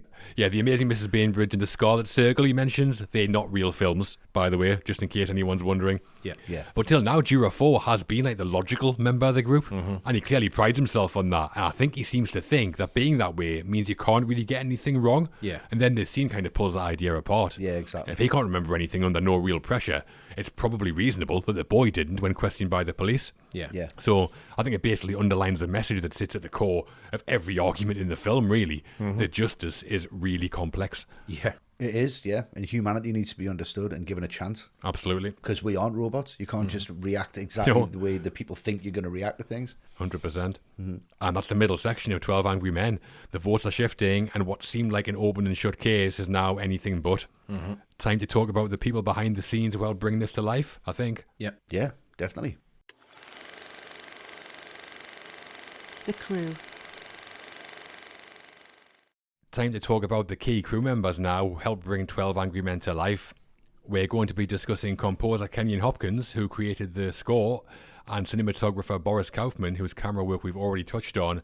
But first, let's talk about the man who started it all. Yeah, let's do that. Yes. Logical place to start, I think. Yeah, well, the screenplay for 12 Angry Men was written by Reginald Rose, adapting his own 1954 teleplay. Rose was mainly a television writer at this point, having done a lot of work for Studio One, the anthology series we've mentioned. He did have one previous screenwriting credit to his name, the 1956 noir thriller Crime in the Streets, directed by Don Siegel. Okay. Also worth mentioning that the script supervisor on 12 Angry Men was Faith Hubley, who became more well known as an animator in later years. Right. Okay. But here, she was the one and only woman in the whole cast and crew. Wow. So, shout out to her. Definitely. And script supervisor as well. Probably the most important job One of them, yeah. to get this right. Yeah. But Matt, Reginald Rose's screenplay for 12 Angry Men, what do you make of the writing? It's the character work that really stands out to me. There's not one of these Jews that is forgettable or feels irrelevant to the end of the film. Yeah. I can go around those 12 Jews and go, I know why he voted guilty. I know why he voted guilty. I know why he did. I know why he changed his mind. I know why he changed his mind. Yeah. And it all makes sense. And a lot of that has to do with the performances, but it's the little details in the writing as well that make them stand out. Jew 4 is a stockbroker, so he isn't ruled by emotion, but he thinks in very cool and calculated terms instead. Yeah. Jew 6, we know he won't stand for rudeness to the elderly in general, and certainly not to Jew number 9 at all. That means we know he's very principled. And I think it's important for the film to say that, yes, 11 of them go in thinking guilty at first, and some of them have prejudices informing that, but not all of them do, and it would be a disservice to say so. Most of them come to that conclusion in a reasonable enough manner, and when they do change their minds, it doesn't come with shame or a judgment against them for thinking that way to begin with. So for a 90-minute film to have 12 very different characters established very quickly, all with understandable motives for their decisions at various points, that's incredible writing to me. Yeah. Yeah, one of the things I like about the writing is the technical side of things. In some ways, Reginald Rose sticks like religiously to Hollywood's kind of golden rules of writing. Other times, he abandons them completely. Like a typical rule you hear is that when reading a screenplay, you should be able to cover up the names of the characters and still be able to tell who's speaking. They should have their own distinct voices even on the page. And that's definitely the case here. Every character has their own way of talking. In the script, you definitely know when 7's talking, when 8's talking. 10 always says, you know what I mean, if you've noticed. Yeah. But Rose breaks loads of those rules as well. You're apparently supposed to make sure character names are distinct. Rose isn't bothered about that at all. We just get numbers for names, which is obviously really difficult to follow who's who first time round. Yeah, yeah. You're not supposed to explain exposition by just having characters sitting talking to each other. That's the entire film, But it all works because, well, first of all, it's done intentionally. These aren't mistakes. Yeah. And then the execution of it, I mean, it's sensational to me. One of the most engaging narratives you can get, I think, is a well-written whodunit. Like, Agatha Christie became a legendary writing name because she mastered that. But this is sort of the opposite to how she did it. We start off knowing who did it and are given all the evidence why, and then it works backwards to deconstruct the case. So it's a great twist on that like classic genre structure. Yeah. And what I wonder, and I wouldn't be surprised if he did, is if Reginald Rose had the actual story of what did happen in the case all mapped out, even though he doesn't tell us. Yeah. Like, does he know whether the kid actually murdered his father or not? Right. I think he probably did know, so he has something to stick to. Yeah. That would prevent like inconsistencies cropping up. Yeah. And aside from the structure, the exploration of themes is about as good as I've seen. Yeah. One of the main messages seems to be our opinions are all heavily influenced by our prejudices, even when we're analysing facts, and it takes a conscious, like, big effort to step outside that. That is still as relevant now as it was then. People forming opinions with feelings, not facts. You see it all over social media now. Yeah. And that's the core of what we see here. Yeah. It's still 100% relevant. So I think the writing is a great concept, perfectly structured, great piece of engaging storytelling, and also gets to something a thing might be at the very core of being human. And I think that's probably why, or a key reason why, it still stands up so well and makes such an impact on people today. Yeah, I totally agree with all of your points both of you said there. I think it is very, very tight on the page. Yeah. And I think that's necessary because that's what's excited Fonda at the start of it is kind of, it's on the page here. All we've got to do is deliver this because it is watertight. It's absolutely fantastic writing. But the thing that really kind of freaks me out about it, if I was going to like start writing this, he paints himself into a corner every single time and gets out of that corner with something you did not see coming. Right, yeah. He gives you a problem, then goes, well, how am I going to get out of this problem? The tension is just right, but it's the pace in here. Could so easily go wrong. You could spend too long on the knife. You could spend too long on the L train. You could spend too long on the woman. Every single point that he has here, all four of the points have their own amount of time, and it's the perfect amount of time to address that problem and solve it. Very well paced, isn't it? Exactly, it's the pacing, and it moves to the next one, and then moves to the next one. And within that, you're getting these, like you've said, these themes of humanity, these themes of morality, these themes of empathy, this massive allegory for 50s America as it is, the American legal system itself, you know, highlighting its reliance on morality and empathy and being a human being. And it's not a science to be alive. A murder isn't a science. It's not done for a specific reason. It's got emotions involved. It's not cut and dry. It's not black and white. It's not this or this. There's a lot of grey area. Yeah. And the writing in this film is about that grey area. I think that's the whole point it's making, isn't it? Exactly. It's not the start and it's not the end. It's what's in the middle. And I find that really uplifting. I think it's an incredible message because don't give up, because there's a chance that everything, you know, what if I fall? Yeah, but what if you fly? And I think that's what he's trying to get with the writing in this and the message that he's trying to relay. And boy, does he absolutely nail that message. Oh, he absolutely does, to the wall. It's fantastic, yeah. So in 1953, Reginald Rose served on a jury for a manslaughter case. He never publicly revealed which case, but some researchers have identified the trial of William Vira, who killed a man in a street fight, as the one he was part of. And Rose was fascinated by the trial and saw it had potential for a script, so within a week he'd come up with a concept of a jury presented with evidence that needed more examination and one man holding out against the other jurors. Yeah, he said that he also wanted to make it clear to people the kind of things that go on in a jury room, because most people just weren't aware of how like passionate and overwhelming it could be. Yeah. And sweaty, it seems like. Yeah. Very much. But he was a television writer at the time as well, so he developed the concept into a teleplay, not a play or screenplay. He presented it to CBS and they gave it the green light for an episode of Studio One. Yes, so September 1954, that went out, like we said. Something we didn't mention, though, is that episode went out live. All right. So the actors performed it there and then. Wow. So it had to be written and directed in such a way to allow the actors to nail it all in one take. So that's where the pacing comes from then. Exactly. Yeah. And Rose's first draft of the teleplay was 8,500 words long, so it had to be cut down to about 6,000 words to the Studio One 1 hour format. And Rose said once he came to adapt it to a screenplay, he did make changes to dialogue and he tweaked some scenes, but he already had it more or less written. Nice. Yeah, so when you watch that 1954 version, it's about 45 minutes shorter than the film. Okay. What we do see is a lot of the time literally word for word the same. Right. Which is really interesting to compare the different choices the different directors and cast members made. Yeah. Although it's not really fair to just compare to Lumet's version and go, well, this isn't as good. No. Because they'd have to do the whole thing in one take. Yeah. So it's different. It's like a starter, isn't it? You kind of compare it to the main course. No, exactly. Yeah, and while racial prejudice is one of the themes explored in the film, Rose deliberately doesn't tell us the ethnic background of the suspect. Rose said the important facts were that he was not of Northern European ancestry and that prejudice from some jurors would be a big part of the process. Yes, we see the suspect in that one shot at the start, don't we? Yeah. But impossible to know for sure any kind of ethnicity from that. Yeah, he could be from a wealth of different places, yeah. Yeah, he could be, yeah. And that carries into the specific details. We just get, he's from the slums, or he's one of them. Or them, or they, yeah, it's very much that. And it's the same with the jurors. Zero backstory, not even any names until the final few seconds. I think the writing feels quite ahead of its time in some ways. Oh, definitely, yeah. Yeah. It's timeless, as opposed to being ahead of its time. It's human themes. Yeah, absolutely. Well, before we sign off on the writing, we have another question from one of our patrons. It's on the screenplay, and Jacob Perry is here to ask it. Hello, Jacob. Hello, Jacob. So Jacob says, 12 Angry Men is a masterful script and has serious things to say about the era in which it was written. What are the team's thoughts about how the film portrays the era of McCarthyism and the prejudices of the US legal system of the 1950s? Right. Real serious question here from Jacob. Yeah. I think a little context might help for some people. So McCarthyism, nothing to do with Mick McCarthy for our British football fans, I don't think.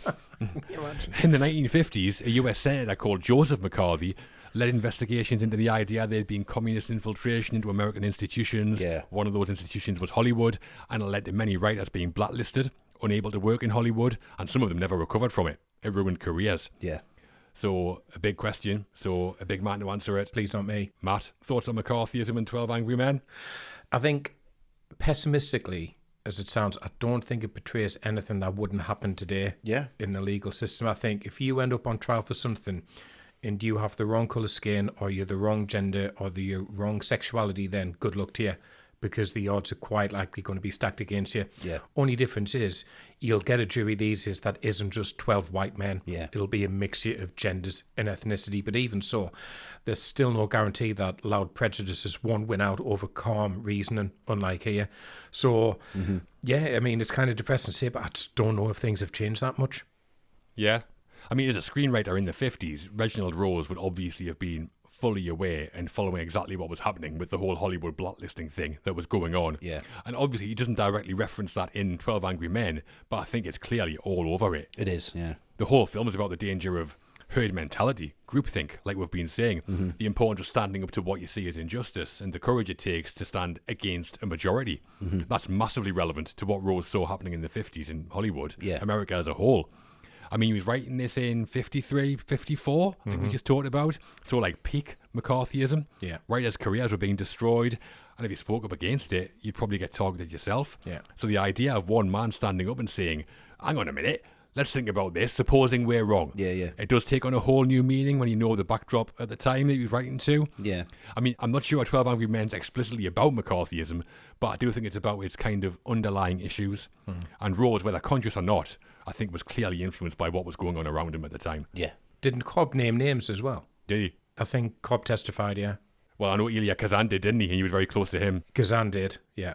Yeah, I mean, like you've said there, I think it's impossible not to write about it. I think it just would have been in his subconscious anyway, and it's something that you're worried about and something that he had to address and kind of get down on the page. But I think what this film does in regards to McCarthyism and regards to the era in which it's set is the paranoia. Yeah.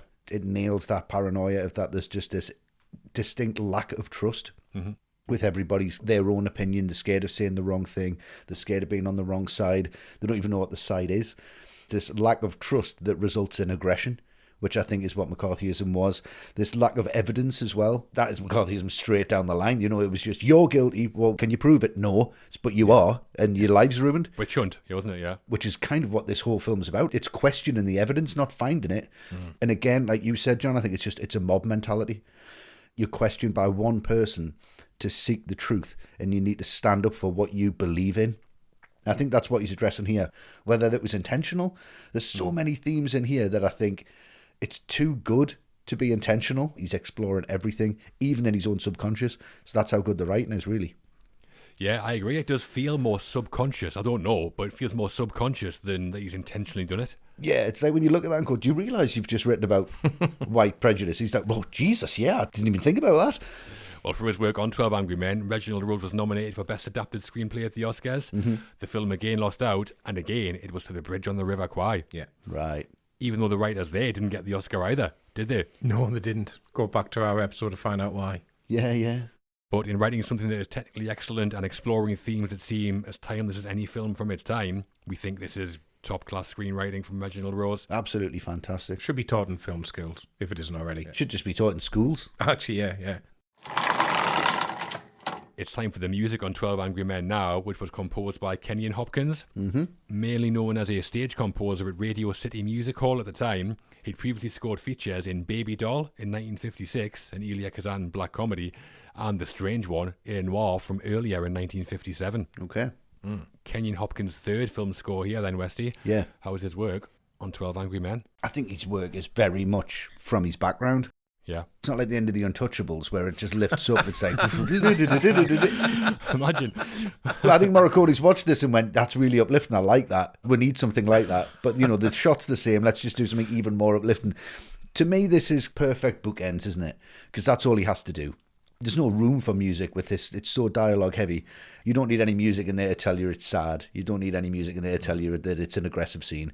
So he does exactly what he needs to do, and he sets the tone. It feels like the curtain call of a theatre. When the curtains open, that's the opening music. Yeah, it does. And when the curtains close, that's the final music. It's brilliantly done. It's really proficient. It matches the visuals. It sounds expensive. It really works. But it's exactly what you would expect to hear in a mid-50s film. Yeah. It's of the era. It just sounds like all of the other music of that era. There's a big swell in it. It's bombastic. It's not understated. It's just very much, this is the start of the film. This is the end of the film. And for that purpose, it really serves it. It's beautifully done. It's really, really nice. But I think you could put any music on the start and the end of this film and it works. Yeah, it's quite unusual, the music, I think. Yeah. I mean, it's sparsely used, isn't it? Yeah. I think there's only like 3 tracks on the soundtrack. We only hear music a few times, like the opening credits, the closing credits, and a few other scenes here and there. Yeah. When we do hear the music, it's usually impactful, probably because we don't hear it very often. We hear the main theme at the start, that like sad-sounding, lilting melody. Not typical, but I think it works really well. And then we hear the same melody at the end, but it's very different. Yeah. In the opening credits, when the jury's like wanting to do the wrong thing, the orchestration's really light, but then at the end, after the jury's done its job, it's much grander. Hopkins makes a lot more of the wind instruments, so it does feel more sweeping. Yeah. And I think the music is judged pretty perfectly by Lumet in terms of how and where to use it. Yeah. Not much, it seems like. Not much at all, no. And also by Hopkins in terms of composing it. It adds to the realism because it's used so little. So when it does come in, it feels quite imposing. And I think, again, adds to the sense of claustrophobia when we hear it. Right, yeah. And the main theme is a nice little tune. So Yeah. one of the best examples of a very, very, very minimal score, I think. Yeah, understated, I believe is the word. Yeah. It goes from minor to major. Yeah, I mean, there's not too much to talk about here, and I just completely agree with what you two have said. It's the conception of what music can be in a film is very different back in the 50s to what we understand now, with some exceptions at the time, obviously. But this one, you'd be hard-pressed to call it a soundtrack as such. It's flourishes, it gives it a tone. But for what it is, you can't say that it doesn't work. It's melancholy and it's somber as it should be. It is. It's not the most memorable part of the film, but that's okay. It's not meant to be. Unless you're Hitchcock working with Bernard Herrmann, really pushing the boundaries of what film music can be in the 50s, this is all it needs to be, something that underpins the tone, and that's what it does really, really effectively. It does do that, for sure. Kenyon Hopkins was the chief composer and arranger at Radio City Music Hall from 1951 to 1961. So in 1956, he was very well established in New York's artistic circles, just like Sidney Lumet. That connection led to Lumet hiring Hopkins to score 12 Angry Men. Yeah, they hadn't worked together, but Lumet would have known all about him at the time. And from working at Radio City, Hopkins would have known all about working with a small budget and having to deliver to tight deadlines. Yeah. And he did have some film experience already, like we said, so must have seemed a bit like a no-brainer to Lumet. This is the guy. Yeah. And Hopkins said that the first time he met with Lumet to talk about the film, they agreed on what kind of musical approach it needed, and they said the film's a drama, but we don't want a dramatic score. We want to score it anti-dramatically to make the point that we are watching the jurors, but the core of the story is the suspect. So Hopkins wrote the pieces for a sad 18-year-old boy, not the case, which is why they are forlorn sounding and not big and dramatic.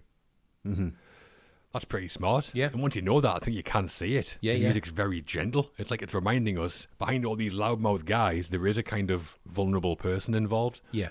After Hopkins finished writing and recording the score, there was a playback session with the senior crew in studio where they listened to the music in full. Hopkins said the most popular piece was a piece of music for a specific character, but when they got into editing and laid the track on top of the film, they realised it was mirroring what was on the screen too much, which is what we've talked about. Yeah. The rest of the score intentionally didn't do that, so Lumet removed it. Yeah, he didn't actually say which character it was. I mean, Jura 8, possibly, but I'd love to hear a theme for 3. Just furious. Just timpani drums. Boom, boom, boom, boom, Yeah. boom. Be like Mars Bringer of War, wouldn't it? Really handsome, yeah. Or something else that he did, which was unconventional at the time, was in the opening scene when we get that close-up of the suspect, music plays over the top. Apparently a kind of rule of film scoring at the time was to never start music over a close-up because it would stand out too much as like, music. Right. That wasn't the case with television, though, Right. so Lumet just went with it. Yeah. Yeah. But I think the musical choice is there and everywhere else. You can't really fault them, I think, can you? No, not really. Does exactly what it needs to. And another reason for the lack of music is that Lumet wanted to score parts of the film with ambient noise for more realism. The UA sound department objected to that after they saw the final film and said, "We can't release this, you can hear trucks going by in the background." But Lumet told them that when audiences watched the film, he wanted them to hear sounds that they couldn't tell if they were coming from the screen or outside the cinema. I love that. Yeah, it's great. Going for like total immersion in the film. Yeah. I think the most notable background noise we hear is maybe that rain, like hammering against the windows in the second act. Yeah. That feels really stifling, like claustrophobic again. It does. And I think it kind of represents the storm that's going on inside the jury room as well. I think it's closing the windows and making it more claustrophobic. Yeah. No awards recognition for Kenyon Hopkins for his 12 Angry Men music. You're not really going to win for 3 pieces, are you? No, unlikely. Lumet was impressed though. He brought Hopkins back to score The Fugitive Kind in 1960, and Kenyon Hopkins also scored The Hustler in 1961. All right. Oh, nice. That's great. And for us, a great example of how to compose minimal music for a film. Definitely. We've talked about the visuals already, and now it's time to go in detail on the cinematography. The director of photography on 12 Angry Men was Boris Kaufman. With a career going back to 1920s French cinema, his notable Hollywood work before this included Garden of Eden, which was a controversial nudist film. None of that in this one, thankfully. Fantastic film, that. Baby Doll, which we just mentioned was scored by Kenyon Hopkins. Yep. And Patterns, a boardroom drama, which also featured Ed Begley, Juror 10. Right. And Boris Kaufman was already an Oscar winner. He won Best Cinematography for On the Waterfront in 1955. Yep. Oh, wonderful. Bit of a TB heavyweight then, Westy. Yep. So how's Boris Kaufman's work on Garden of Eden? I mean, 12 Angry Men. I'll go to Garden of Eden first. Them wide angles. It's sensational. It's just sensational how his relationship with Lumet worked. It just gels so well. And this was well plotted out. This was well thought through. This is a genius of visual filmmaking from one location. This is how you do it. This should be studied. You can watch this with the sound off and you know exactly what's happening, which is ridiculous with the amount of dialogue that's in this film. You know who's important, you know who's not, you know where your focus is going to be. And what they did is him and Lumet came up with this thesis of how they were going to shoot the film, and they called it the lens plot. Right. So what we'll do is it starts with a wide frame, a high up frame, like we've discussed. It's kind of that security camera, so we'll see the whole room. So the lighting's nice and bright, the sunshine's coming through the window, it's the hottest day of the year.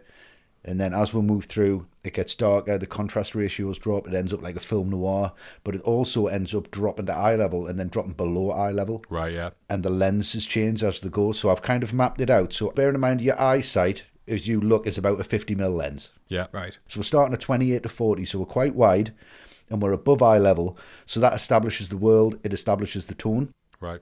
Once we move into Act 2, we're going to a 50mm to a 75.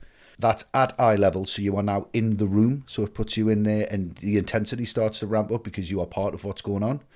Then Act 3, we go to a 50 and then to a 100mm, so we are really close up. These are telephotos. Yeah. And that goes below eye level, so we're getting the ceiling in shot.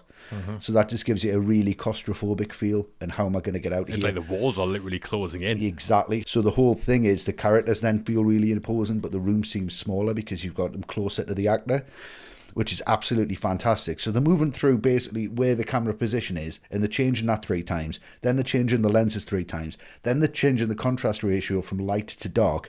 So they thought about that all the way through the film, as well as thinking, how sweaty does this guy need to be? Yeah. Then there's moving the camera. Then there's the 180-degree rule, which I'm not going to bore people with. If you want to look that up, look it up. You cannot cross that line, otherwise dialogue sequences do not work. It looks like one person talking to somebody else's back as you cut the shots together. Yeah. So you need to know where that line is, right? Yeah. 1, 2, 3 lines is hard to do. Tarantino said it was really hard to do the opening of Reservoir Dogs because they're all sat around the table and there was a number of them doing it. Right, yeah. Lumet does it with 12 eye lines in the same room with a camera going above eye level, to eye level, to below eye level with 3 different lenses, like I've said, 3 different lighting choices and 12 lines that he can't cross. Wow. Kaufman helps him do that. From that alone, this is an absolute technical marvel of visual filmmaking. It's unbelievably good. If you want to know how to shoot a dialogue sequence, actually, if you want to know how to shoot a film, watch 12 Angry Men. Amazing. Can't say more than that. No. I think one of the key creative decisions they made, even before they got to all that really complex stuff, is just the decision to shoot in black and white. Yeah. I mean, Technicolor was all the rage at this time, but they went against that.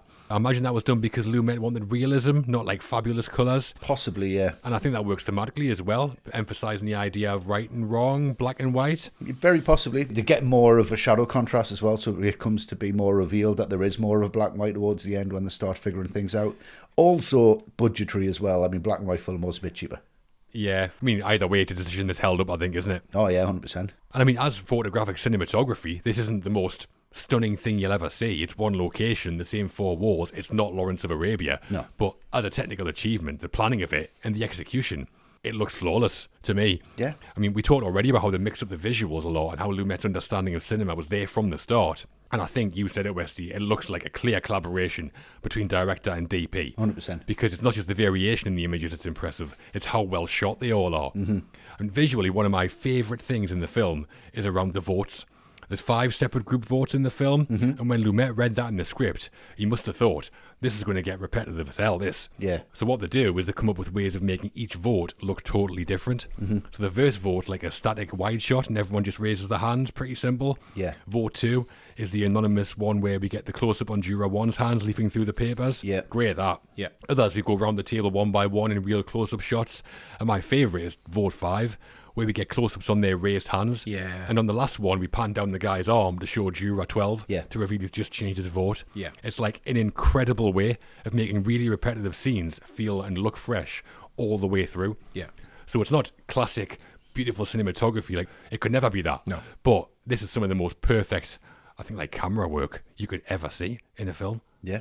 Yeah, I mean, this is probably my favourite kind of cinematography where it's almost invisible. Yeah. I think you might go at first, cinematography in 12 Angry Men. I mean, is there much to talk about? But actually there is, because it's just really subtle. But it's hypnotic at the same time. Those tracking shots around the table, the moves into close-ups. They don't call attention themselves, but they kind of just get you under this spell and you suddenly realise you're hooked into the drama of this. And I think the cinematography is a real part of that. And yes, you can say to contemporary eyes, some of those punches into close-ups, they're a little melodramatic at times. It's like, bam, wow, there's a big close-up of someone to deliver a line. But it works. I mean, this film needs to have moments where it really startles you into paying attention to what's happening. Like, oh, God, he's changed his vote now. Now it's all up for grabs. Yeah. And that's the job that the cinematography does. And it's so good. You can watch this film, which is 95% entirely set in this one room, play out. And I don't think you see the same shot twice. No. Now, that's impressive. It feels like you don't, yeah. Yeah. The first person hired as DP on 12 Angry Men was Gerald Hirschfeld, who had one feature under his belt at the time, and the background mostly in TV, and Hirschfeld went on to do Young Frankenstein as well, obviously. Wow. When Boris Kaufman became available, though, he was brought in to replace Hirschfeld. Lumet said Kaufman's realist style was what he wanted on the film. Yeah, I mean, a massively experienced Oscar winner. If you can get that on a film this low budget, you kind of have to go for it, surely. Oh, absolutely, yeah. And because of the low budget and shooting schedule, Kaufman and Lumet planned everything in advance to the last detail, and the approach was to go around the room 3 times. The first time round, they shot normal daylight lighting. The second pass was the scenes when rain clouds are gathering outside, and the third is when the storm is raging and the lights in the room have been turned on. If the lighting was set up for a shot that took place from one particular angle, all the shots from that same angle had to be filmed there and then. And this means that different sides of the same conversation were sometimes shot several weeks apart. Yeah, they called that the once a chair was lit philosophy. Like, once it's set up, everything gets filmed there. Yeah. I mean, productions usually shoot films out of order for that reason. Get everything set in one location when you're there to save on cost and time. Yeah. But not to this level. They were treating like specific parts of the room as different locations. Yeah, different sets inside the set. Yeah, so like the scene where 8's arguing with 3 near the end, where 3's like, no, it's not possible. Fonda and Cobb filmed their shots about 2 weeks apart. Wow. Amazing. Seamless. For his 12 Angry Men work, Boris Kaufman did not receive any Oscar recognition. Not really surprised, I don't think. The Academy likes its sweeping epics, doesn't it? Yeah, but this is something else. It really is something else. Yeah, it's a real slow burn, this one. The Academy be like, yeah, he needs a Lifetime Achievement Award now. Well, with that in mind, the winner that year was Jack Hildyard for The Bridge on the River Kwai. Yeah, it would have been, yeah. Fair enough, yeah. Yeah. But in working within budget limitations and visual limitations, we think Boris Kaufman delivered a bit of a masterclass in one location cinematography. 100%. Really does, yeah. So that's The Crew. Reginald Rose's theme-laden screenplay, Kenyon Hopkins' use of minimal music, and Boris Kaufman's cinematography brilliance. 3 key contributors who helped Lumet achieve what he did. Absolutely. Yeah. The end. Into the final act of 12 Angry Men, and the walls are closing in, metaphorically and visually. Prejudices are being stripped away, evidence is crumbling, and tensions are breaking point. Yep. We're going to be looking at the climax, where the results settle once and for all. But first, it's a couple of key vote changes that lead to that. It is. So with emotions running high, some of the guilties are feeling the pressure. Juror 7 changes his vote, leading to an interrogation from 11, and then one of the key character moments when Juror 10's mask drops, resulting in an almighty racist rant. Yep. Yeah. How's it all playing out, Westy? Yeah, I mean, it's when 7 changes his vote. He's just the most spineless character in the whole thing, isn't he? Yes. But it's just the absolute voice of reason here from 11. Yeah. He's just furious now. He's had enough of this bullshit. He's really convinced that this is now about another human being and it isn't just about a game. There's something at stake here and they need to take this more seriously. And, you know, who are you to play this way with a man's life? Don't you have the guts to do what's right? You know, he's really questioning right to the moral fibre now. Yeah. And he keeps pushing him. Why? He's not guilty. Why? And he wants an answer from him. And he says, I don't think he's guilty. I don't think he's guilty. I just don't, It's hilarious. It's just, that's it. And it's a pathetic argument, isn't it? Yeah. And it's really funny. But at the same time, it's kind of heartbreaking where you're like, you cannot force feed people intelligence and they will not stop and think and just gather the facts. And he's just so tunnel visioned. He wants to get a hot dog and a couple of beers. He wants to watch the ball game, even though it's rained off now. He's had, I've had enough of this. Yeah. But it's just so good the way he just gives up. I don't think he's guilty, that's it. And then there's that look from Juror 11 when he turns away. And he's like, oh, there's just no hope with this guy. And it's even more proof that he didn't know why he was saying guilty either. Yeah. Probably just because everybody else was. Yeah. I mean, Juror 7's been pushing people's buttons all the film, hasn't he? Yeah. We're not been getting nowhere with all this yakety-yakking. Yeah, just whistling through certain dialogue sequences. That bit where he's like, okay, killer. Yeah. He's always checking his watch and now he's switching his vote to get out faster. It's outrageous. Yeah. And what makes it more powerful is it's Juror 11, who's been one of the quieter, more reasonable guys. Yeah. He's the one who calls him out. He's an immigrant, we presume, and seems like he's a man who values democracy. He's taken this seriously because the idea, I think, is that he knows what it's like not to have those kind of rights. Yeah. So another reminder of the kind of responsibility that comes with sitting on a jury and that should be treated with respect. And that's something that 11 and 7 are at total odds on. Yeah, definitely. And the way it's shot with those extreme close-ups back and forth on both jurors, so striking but so great. Yeah. Feels like we're right in there with them. Yeah. I mean, both actors are fantastic and going at each other. It's really intense. Yeah. So, memorable scene, brings a clash of opinions, but it's also like a clash of values. Yeah, definitely. Yeah. You can vote however you want, but you should have a good reason for it. And I want to watch the Yankees v Cleveland. Surely isn't a good reason. No. Definitely not. No. Juror 11 is a watchmaker and played by George Voskovec. And as we mentioned, he played the same character in the 1954 TV version. And Voskovec actually was an immigrant. He was Czech-born and moved to the US. So his European accent that we hear, that's absolutely genuine. Nice. So we know why he was cast then. He'd done it already. Yeah. No Tash in the Studio One version though, so this is better straight away. Yeah, miles better. Great, Tash. Yeah. And George Voskovec, he'd been in Czech silent films as far back as the 1920s. Right. So I think he was older than he looks. Must be, yeah. But like a kind of stoic, dignified performance from him, I think. Nice, yeah. Yes, then we get the moment where Juror 10 finally gets his comeuppance, basically. And what's that saying? Sunlight is the best disinfectant. I think that's a great example of this here. Like, don't shut these people up. Don't give them the reaction that they want. And that's the key thing. no one reacts to him here when he goes on this rant. They just let him hang himself by his own petard. Yeah. Because he's been shooting his mouth off with no retort from anyone so far. And that's led him to make that fatal mistake of thinking, well, if no one's telling me I'm wrong, I must be right. And everyone must be thinking the same that I am. Yeah. And it's when he tries to justify everything he said and he says, sure, there's some good things about them. And I'm the first one to say that. Yeah. Like trying to make himself like the focus here.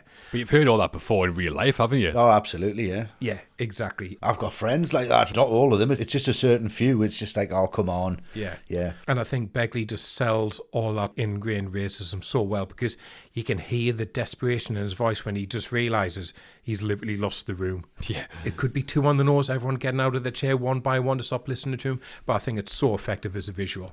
And you get this sense, like, as a viewer, it feels really victorious because you can see he's drowning here. Yeah. And it's that wonderful comeuppance of when he assumes 4 out of everyone is the same as him because 4 is so steadfast in his belief of guilty still at this point that he therefore shares 10's prejudices. And he says, listen to me.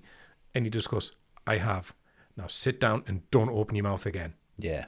Brilliant writing. Yeah, it's the visuals here. The camera kind of breathes for you. It takes you out of that moment and puts you with everybody else, and you have to distance yourself from this opinion. And he does that visually. Yeah. And he takes you so far out of it where you're like, yeah, I don't need to listen to this. And then stops and then pushes back into Juror 8 as well to hear his side of it because you want to be back with him. He's pulling you out of the whole rant to say, you don't need to believe this guy. It gives it legs, it gives it weight. Yeah.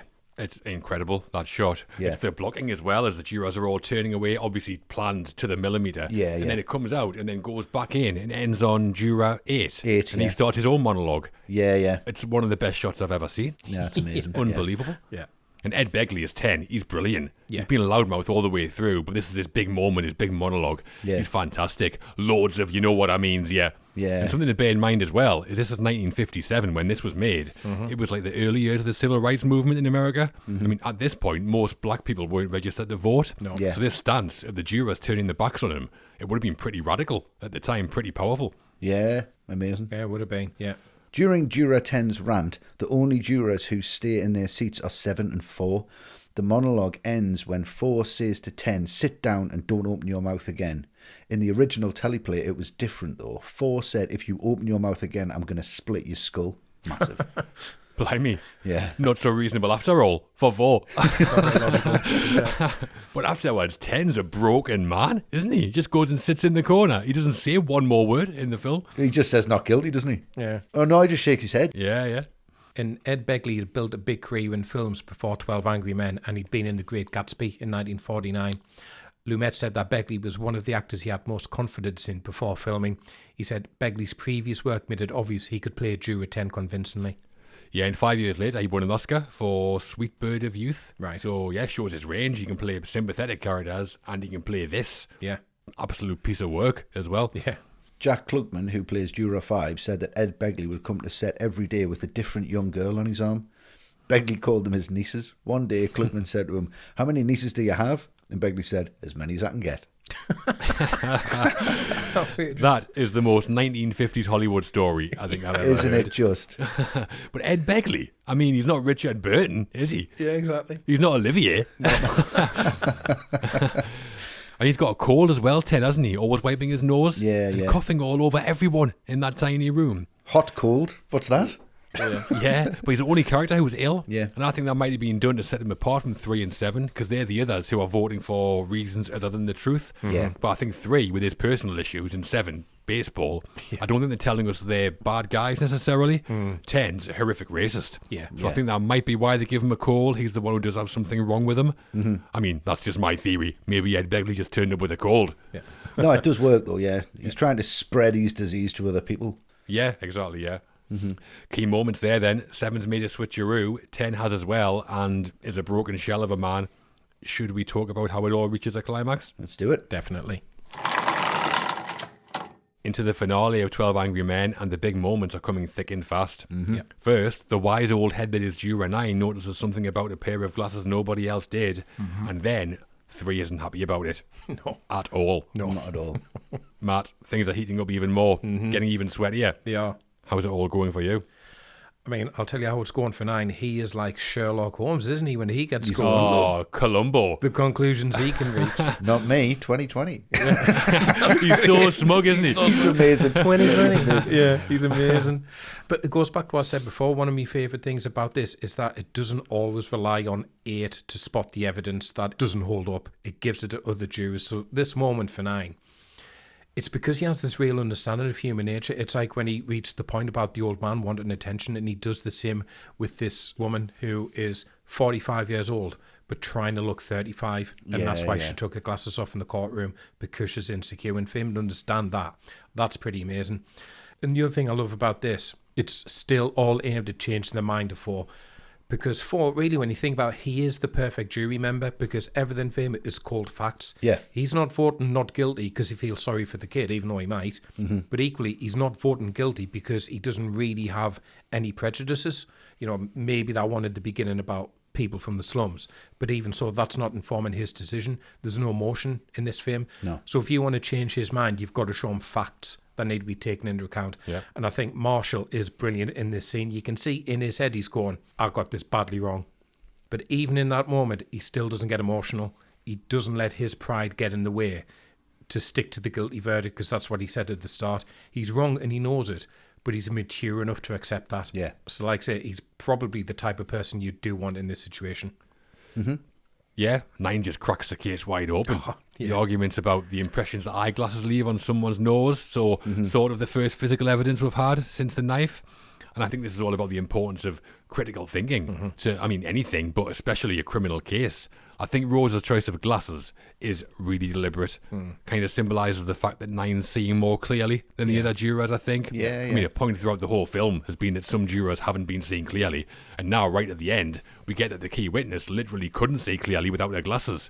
It's like metaphor perfection. Yeah. Yeah. Still hilarious though. 3 goes, she didn't want to wear glasses outside so people think she's gorgeous. That is funny as hell.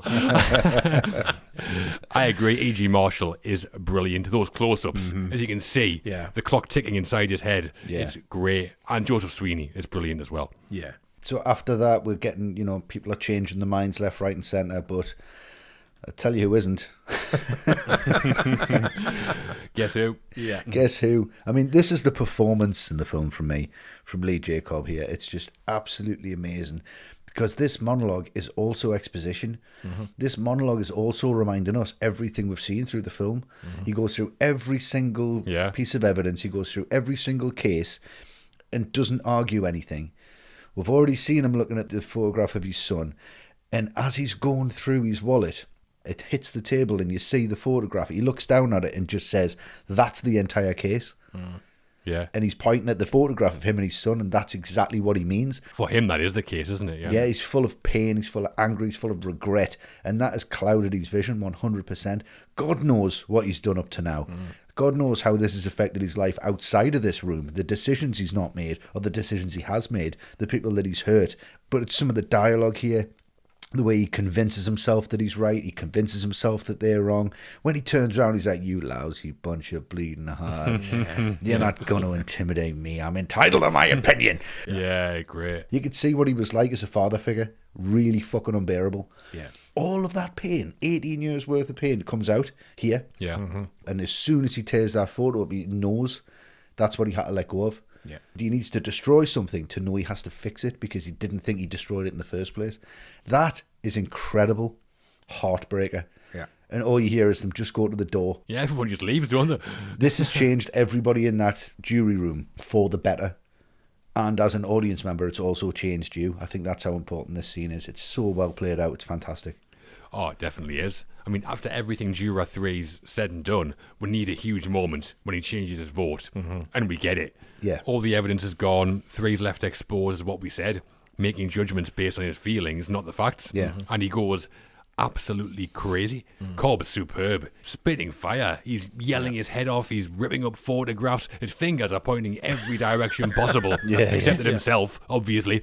Another actor, this could easily feel over the top, Yeah. but Cobb pulls it off. I love it when he's like, this woman testified in open court. That's Yeah. great. Yeah. But it's kind of like the whole film has been building up to this point, and the release of tension when he starts sobbing and says not guilty is just massive. Yeah. I think one of the impressive things is that every big moment where Lumet's going for a certain feeling, he just knocks them out of the park. Yeah. Like, without exception throughout the whole film. Yeah, without it being cliched. Like, how is this monologue not the bit that you're looking forward to most when you watch this film? Yeah. Oh, I cannot wait to get there. I cannot wait for that bit. It's like everything's just consistently brilliant. I know, yeah. All the way through. This doesn't even overshadow the rest of the film. No, it doesn't. In most films, it would be by far the standout scene. Well, of course it would. It'd be like, the monologue at the end of JFK, where you're like, when you get to that bit, it's like, wow, how did he do that? That really stands up. That's really improved the film. But like, this is just on the 10 all the way through. I agree, yeah. I mean, it's worthy of bringing any film to an end, I think. Yeah, unbelievable. And as the jurors all leave the jury room, the camera pans along the table, revealing all the doodles, all the evidence we've been through in 3's ripped up photograph. And there's a newspaper that 7 was reading, and the headline says, Craig goes distance 4-1. This is a reference to Roger Craig, pitcher for the Brooklyn Dodgers, who won the game on July 1st, 1956, by the score of 4-1, with Craig pitching a complete game victory. Yeah, so it's a real newspaper, presumably. Yeah. Nice little touch, especially for people at the time. It's a great shot, that. It feels like it's kind of summarising everything we've just been through. Yeah. Yeah. I'll tell you what, though, when the jurors filed back into the courtroom and juror 1 went, not guilty, Yeah. the place would have went up. Yeah. Absolute bedlam. Yeah. But the judge It walked would have up. been like that fighting airplane. Girl Scouts flying across the room. We do get a final scene, although it's not that one in the courtroom, unfortunately. No. It's outside the courthouse when 8 and 9 say their goodbyes and tell each other their real names, Davis and McCardle. Yeah. How's this as a way to sign off?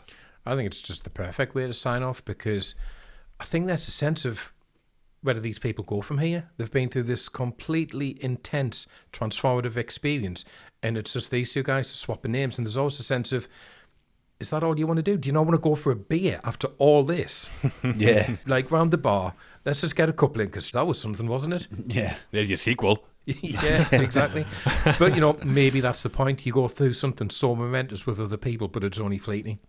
Yeah, it feels like a satisfying way to finish, I think. Going back into the wide open fresh air, it feels like another huge release. It does, That I think we as the audience need as much as anything else. Yeah. And the fact they give each other their real names, I take as being about them acknowledging that they did share like an important experience together, so there's some kind of connection there. Yeah. I'd love to have seen 3 in the background one last time though, kicking a pigeon or something. Furious. 8 walking out of frame, it feels like the kind of perfect way to finish, I think. Yeah. Yeah, it does. It really ends that lens plot as well that I was talking about. I mean, that final shot is wide and high. I think it's the widest lens they've used in the film, so it's like a 28 or a 24. It might be an 18, actually. I'm not too sure, but it's wide and it's nice. As Lumet said, it's literally given us a breath of fresh air. Nice. We can finally breathe. Take your coat off. Get some deodorant on. No, that's how it feels, isn't it? Yeah. I feel like I can almost breathe the fresh air when I watch it. Yeah, exactly. Yeah, it's really clean. So that's the end. The guilty votes drop away one by one.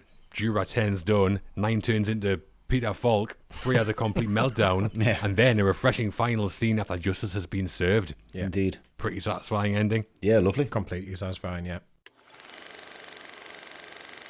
Reception and awards. 12 Angry Men was released on April the 10th, 1957.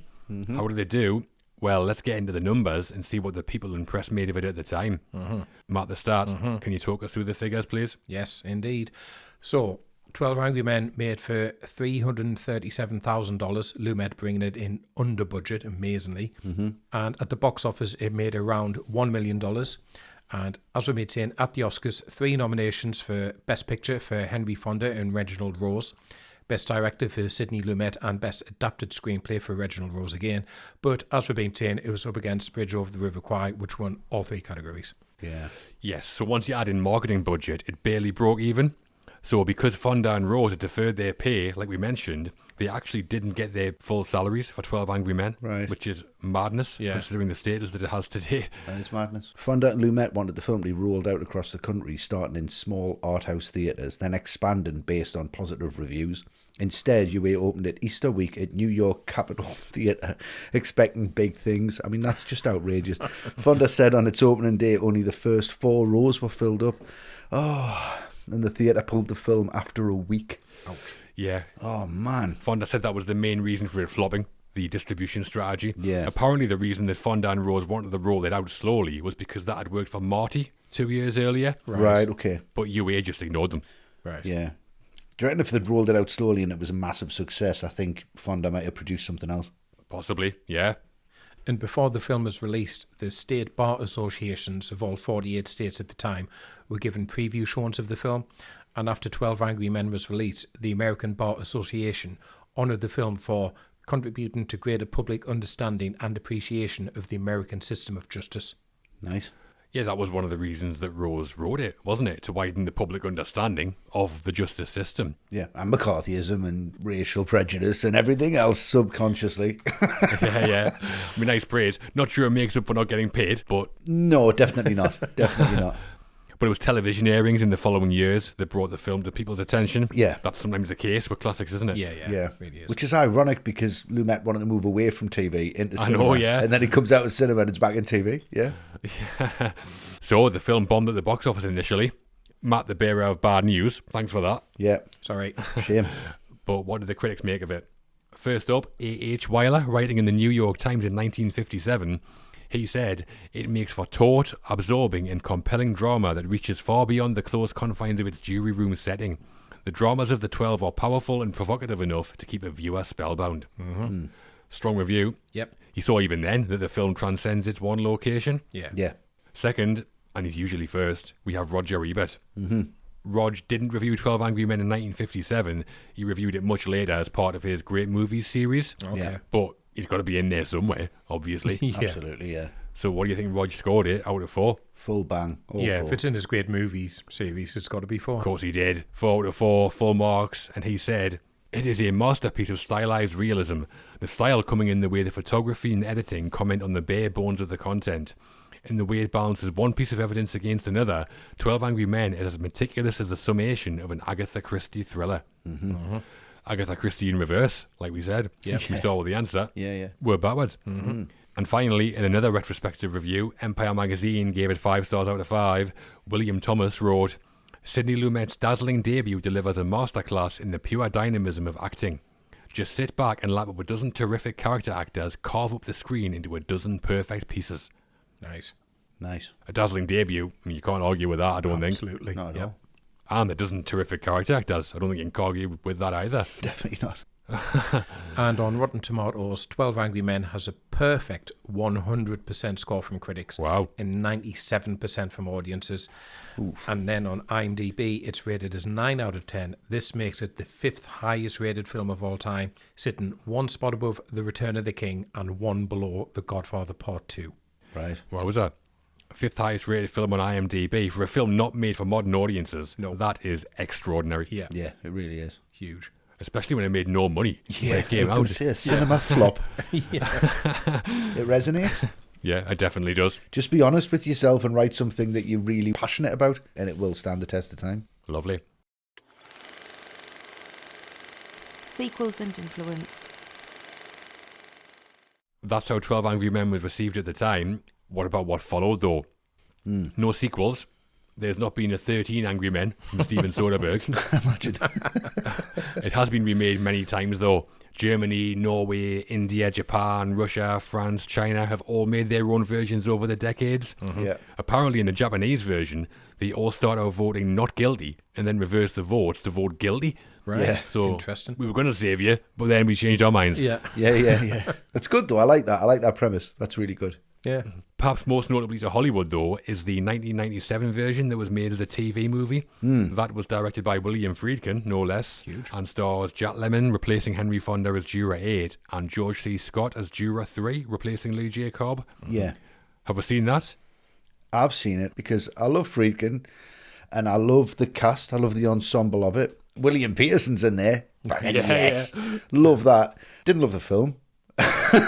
Right. It is what it is. It's freaking going TV. And I mean, it is made for TV, isn't it? It's a TV movie. Yeah.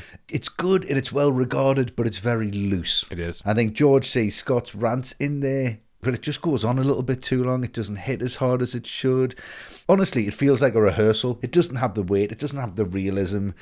It's just a little bit too TV. And what I'd really want is Friedkin to come in and make this cinematic. Yeah. And don't try and do what Lumet did. But I just think there's too much. It feels like he's had far too many sweets and he doesn't quite know where to put the camera. He doesn't quite know who's going to do what. And it's a bit of a mess for me. This is just a waste of my time, really. We also feature James Gandolfini. Gandolfini's in there, yeah. As Juror 6. And I mean, Friedkin films it sticking very closely to Rose's screenplay. I mean, the performances are perfectly good. The tension builds up. Friedkin works the small space pretty well. It's probably what this film should have been. It just makes you realise just how Lumet did this. I've got no idea. Yeah, exactly. You just can't replicate what he did. It's just lightning in a bottle. It absolutely is. The problem for me with the newer one, it does feel a bit unnecessary. It doesn't reveal anything new about the material or justify its existence beyond people might watch this in colour on TV who haven't seen the first one. So it is good, but basically a cover version of like Bohemian Rhapsody. You've got no chance. It's a tribute band, that's what it is. Right. Yeah, it is. Yeah, the themes are updated, aren't they? There's some black members of the jury in there. The judge is a woman. It's kind of all the themes. They mention Tyson and Holyfield at one point. So you're like, yeah, you know where you are. But there's no need for it. That's the thing, I think, yeah. It's all gravy, no Yorkshire pudding. I mean, if you've not seen either, watch the original for me. If you've seen the original, this is interesting to see maybe a different take on it. Right. Okay. Yeah. So in terms of influence, 12 Angry Men is still highly thought of, like we said. But what about its legacy since 1957? Matt, what do you think of that? Well, I tell you what other film features exactly 12 male characters in a confined location, full of tension, arguing, no one trusting anyone else. The Thing. The Thing has this written all over it. Yeah. Fonda just needed to bring in a flamethrower at one point to make his point here. Imagine. 3 coming in. Now it's the hottest day of the year. No, I think when you have a film that's best in class like this one, it just has such a clear influence. I mean, every courtroom drama takes the Fonda character and makes him the heroic lawyer. Yeah. The launching point for Sidney Lumet's career, which would last for exactly 50 years, because his last film was 2007. Yeah. And he made a number of masterpieces along the way, which I'm sure we'll get around to them all at some point. Yeah. And lastly, the amount of films in different genres, but you do tend to get it quite a lot in horror, that have used, let's set this in one confined location concept. All of them just owe such a big tip of the hat to this one. Yeah. Absolutely. I mean, you're right. Every classic courtroom drama, from To Kill a Mockingbird to A Few Good Men, beyond that, owes a debt to this, I think. Yeah. But not just courtroom stuff. At the time, Hollywood was going big. Huge war and Western epics in Technicolor.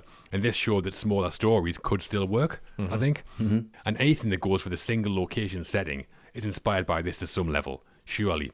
Yeah. Even more modern films like The Breakfast Club or Reservoir Dogs, they're basically in one room. I know that John Hughes had the Breakfast Club cast rehearse for a few weeks before shooting, just like Lumet did here. Yeah. I mean, those kind of directors must all surely be looking at this to see how Lumet did it so well. Yeah. Yeah. And speaking of Lumet, it was his first feature, so launched his career, and he's one of the greats. Yeah. So without this, we likely wouldn't have Dog Day Afternoon or Network, Yeah. Murder on the Orient Express, or classics. Yeah. So I agree. I think his influence on cinema has been big and pretty wide-ranging, and is still felt today in some ways. Yeah. I think what people have taken from this, I mean, you guys have covered a lot of it there, but I think it's just the technical points, the staging, Yeah. how to have a dialogue sequence and to make the dialogue make sense, how to have the exposition as dialogue and make it not boring. People have learned a lot about pacing from this film. Tarantino has taken so much from this film. Yeah. I think Spielberg got a lot from this as we're going transitioning from one character to the next in the opening tracking shot. Influential in lots of different ways from lots of different people. And I honestly think cinema as a whole owes a massive debt to 12 Angry Men for what it did. Yeah. For sure. And it also became one of the most screened films in law schools in America. Really? Harvard Law School have held screenings where prominent law professors lead discussions on the debating tactics used within the film. And lots of law professors from Harvard, Cornell, and MIT have written papers talking about how it should inspire the justice system in America and what we can learn from 12 Angry Men. Yeah. And bizarrely, Sonia Sotomayor, the pioneering Supreme Court justice in the US, she said she went after a career in law after she saw 12 Angry Men in college. Wow. Nice. She's Hispanic, and she said she was inspired by Juror 11's comments as an immigrant about justice Yeah, nice. when he's kicking Seven's arse, probably. Beautiful. So that's the influence of 12 Angry Men, remade multiple times, inspired countless other films, used in law schools around the world, and influenced Supreme Court justices. Not bad for a film that bombed at the box office and barely filled 4 rows at the cinema. Yeah, exactly. Did pretty well. All the right movies ranking. We've been through all the evidence, the story, the cast, the crew, the making of, the legacy. The case isn't closed just yet, though. Now it's time for us to give our scores and see what our ATRM patrons made of 12 Angry Men. Yeah. Westy, you want to kick us off with your summary and score, please? I can do. I think it's fairly obvious where I'm going with this. I think it's been nothing but praise all the way through. I can't find any real minute that I dislike about this film. Yeah. Never mind a scene, or never mind a performance. Nothing lets it down. Everything, like I've said, is just consistently brilliant. From the opening shot to the closing shot, every single line of dialogue is not only necessary, it's beautifully played. Every single camera move is not only necessary, it's brilliantly played out. It's not just the fact that all of this needs to come together to work, it's the fact that it does, and it's so seamless, and it looks so simple. And that's where the best art comes from, where you just look at something and say, that's easy, I can do that. Go on, try and do that. From the writing, from the themes, from the performances, from Lumet's career, everything attached to this film is absolute lightning in a bottle. And like you said at the top, John, you recommend this to anybody and they'll always come back and say, thank you. And that's how good this film is. It's an absolute 10 out of 10 for me. It's a masterclass. Technically, it's a masterclass. Emotionally, I love it. Beautiful. Yeah, I mean, like we've been saying all along, this is fantastic filmmaking. The script is brilliant. This could be a dry procedural, but Reginald Rose turns it into this riveting, narrative-driven character study, exploring themes around age, race, class. There's more as well. I mean, the cast, all 12 of them, are close to perfect. Henry Fonda brings the star power, and then Joseph Sweeney, Jack Klugman, Jack Warden, Ed Begley, all brilliant. Yeah. And special praise for Lee J. Cobb, obviously my favourite. Yeah, he's amazing. And Sidney Lumet's direction, I think it's sensational. His first film, and he's already at the level of a master. How? The visual storytelling with the lenses getting longer, the camera getting lower, the way he makes repetitive visuals look interesting by mixing them up. And he did it in 19 days on a tiny budget. It's unbelievable. Yeah. But also it has a message, and one that I think still feels important. It's about prejudice, about justice, the responsibility we all have to society. I think if we all took on board what they're telling us here and acted on it, I think the world might be a slightly better place. Yeah. We have got a responsibility to each other as well as ourselves. Exactly, yeah. I mean, there are films I love more personally, but in terms of filmmaking craft, in terms of telling an engaging story, I'm not sure there's such a thing as a perfect film, but this is as close as there's ever been and probably ever will be. Yeah. It's a very easy 10 out of 10 for me. Nice. And Matt, where are you on 12 Angry Men? It's one of those films where it's all the potential pitfalls that the film overcomes that make this truly remarkable for me. Yes, the concept is ideal for television, of course it is, but making this a movie, one location, all talk, 12 different characters whose names you don't know in 90 minutes you've got to get a handle on. No way this should work, but it does, and Lumet makes it look easy. The effortless way you get caught up in this, the way that every bit of evidence is dissected in a forensic manner that makes you realise, yes, on first glance that looked cut and dried, but actually give it a little bit more thought. None of these arguments hold up, and it's people's prejudices that are overriding the actual evidence here. Yeah. But ultimately, I buy everything this film is selling. Every motivation to vote guilty, every bit of logical reasoning from Fonda and the rest of them, and most crucially of all, every change of mind feels honest. Not one moment of this feels contrived. We're going, nah, I wouldn't buy him changing his mind. Yeah, exactly. And Lumet turns something potentially very dry into something truly cinematic with impeccable performances from everyone. Yes, it's a bit of a fairy tale in that if only people were this reasonable and open-minded in real life. But all the same, it's best in class. If anything is a classic, this one is. It's a 10 from me. Beautiful. Right, so we all love it, but what did our ATRM patrons make of 12 Angry Men? Let's hear from 3 of them, should we? Okay, yeah. First up, MB King, who said, it's in these top 5s of all time. Best screenplay, best directorial debut, best cast, best singular location film, best cinematography, best ending. And it's number 1 as the greatest courtroom drama of all time, over To Kill a Mockingbird and The Verdict. Right. He's not wrong. MB King coming in hot. I mean, wouldn't disagree particularly, to be honest. Really? No. To Kill a Mockingbird is brilliant as well, though. Yeah, you need a strong argument against all of that, really, wouldn't you? Yeah. Bridge on the River Kwai, maybe? Next, Matthew Williams says, this works on every level. Beautifully simple as a concept, but with amazing depth. Pure drama. I've seen it as a stage play too, and it transfers so well because of the excellence of the story and the characters. Yeah. I'd love to see this on the It stage. would be amazing on Be amazing. stage. Yeah. Lends itself to that pretty obviously, doesn't it? Yeah. And finally, Andrew, who has quite the story, says, I'm divorced, but it was worth marrying my ex just to be introduced to this film. Wow. A masterpiece and elevates itself by speaking about such important subject matter. A 10 every time, a comfort movie I never get bored of, a perfect film. In contention for my fave film ever and the greatest film ever. Right. High praise. Yeah, I mean, if Andrew's going to get one thing out of a marriage, 12 Angry Men isn't too bad. Not a bad thing to get out of it. Yeah. So our patrons gave 12 Angry Men an average score of, what do you think? Oh, it's got to be it's top gotta be marks, 10. hasn't it? There's not one comment on there that you've said negative. You couldn't find one, could you? So I think it's top marks. It was a massive 10. Yeah. 63% of voters gave it a 10. Yeah. Oof. So in total, that gives 12 Angry Men 40 out of 40. I mean, to be honest, coming in, I'd have been surprised if it didn't get that. Yeah, It's exactly. so highly thought of. Would have just been ludicrous if it got anything less. Yeah. Just wouldn't have made any sense. And that is that on 12 Angry Men. Hopefully you don't think there's been too much yakety yakking going on. No. Well, next time out, it is a Christmas cracker. Isn't it? We're leaving the jury room for Bedford Falls. All four of us, so Matt, Westy, Luke and myself, are getting our wings as we get into Frank Capra, James Stewart and It's a Wonderful Life. Indeed. Yeah. A Christmas classic and could be a tearjerker, right Matt? If I get through that in one piece, I'm going to be amazed. Well, as a quick reminder, if you've enjoyed this episode and want to support what we do, you can become an ATRM patron over on Patreon. You get early access to our archived episodes, bonus episodes. You can submit questions for us to answer on the show, like the ones we've answered today. Vote on future episodes. Join the community. Please do. It's full of brilliant movie fans, and you'll get film recommendations and get to be part of the story. Yeah. Yep. Definitely. So head over to patreon.com/alltherightmovies to sign up.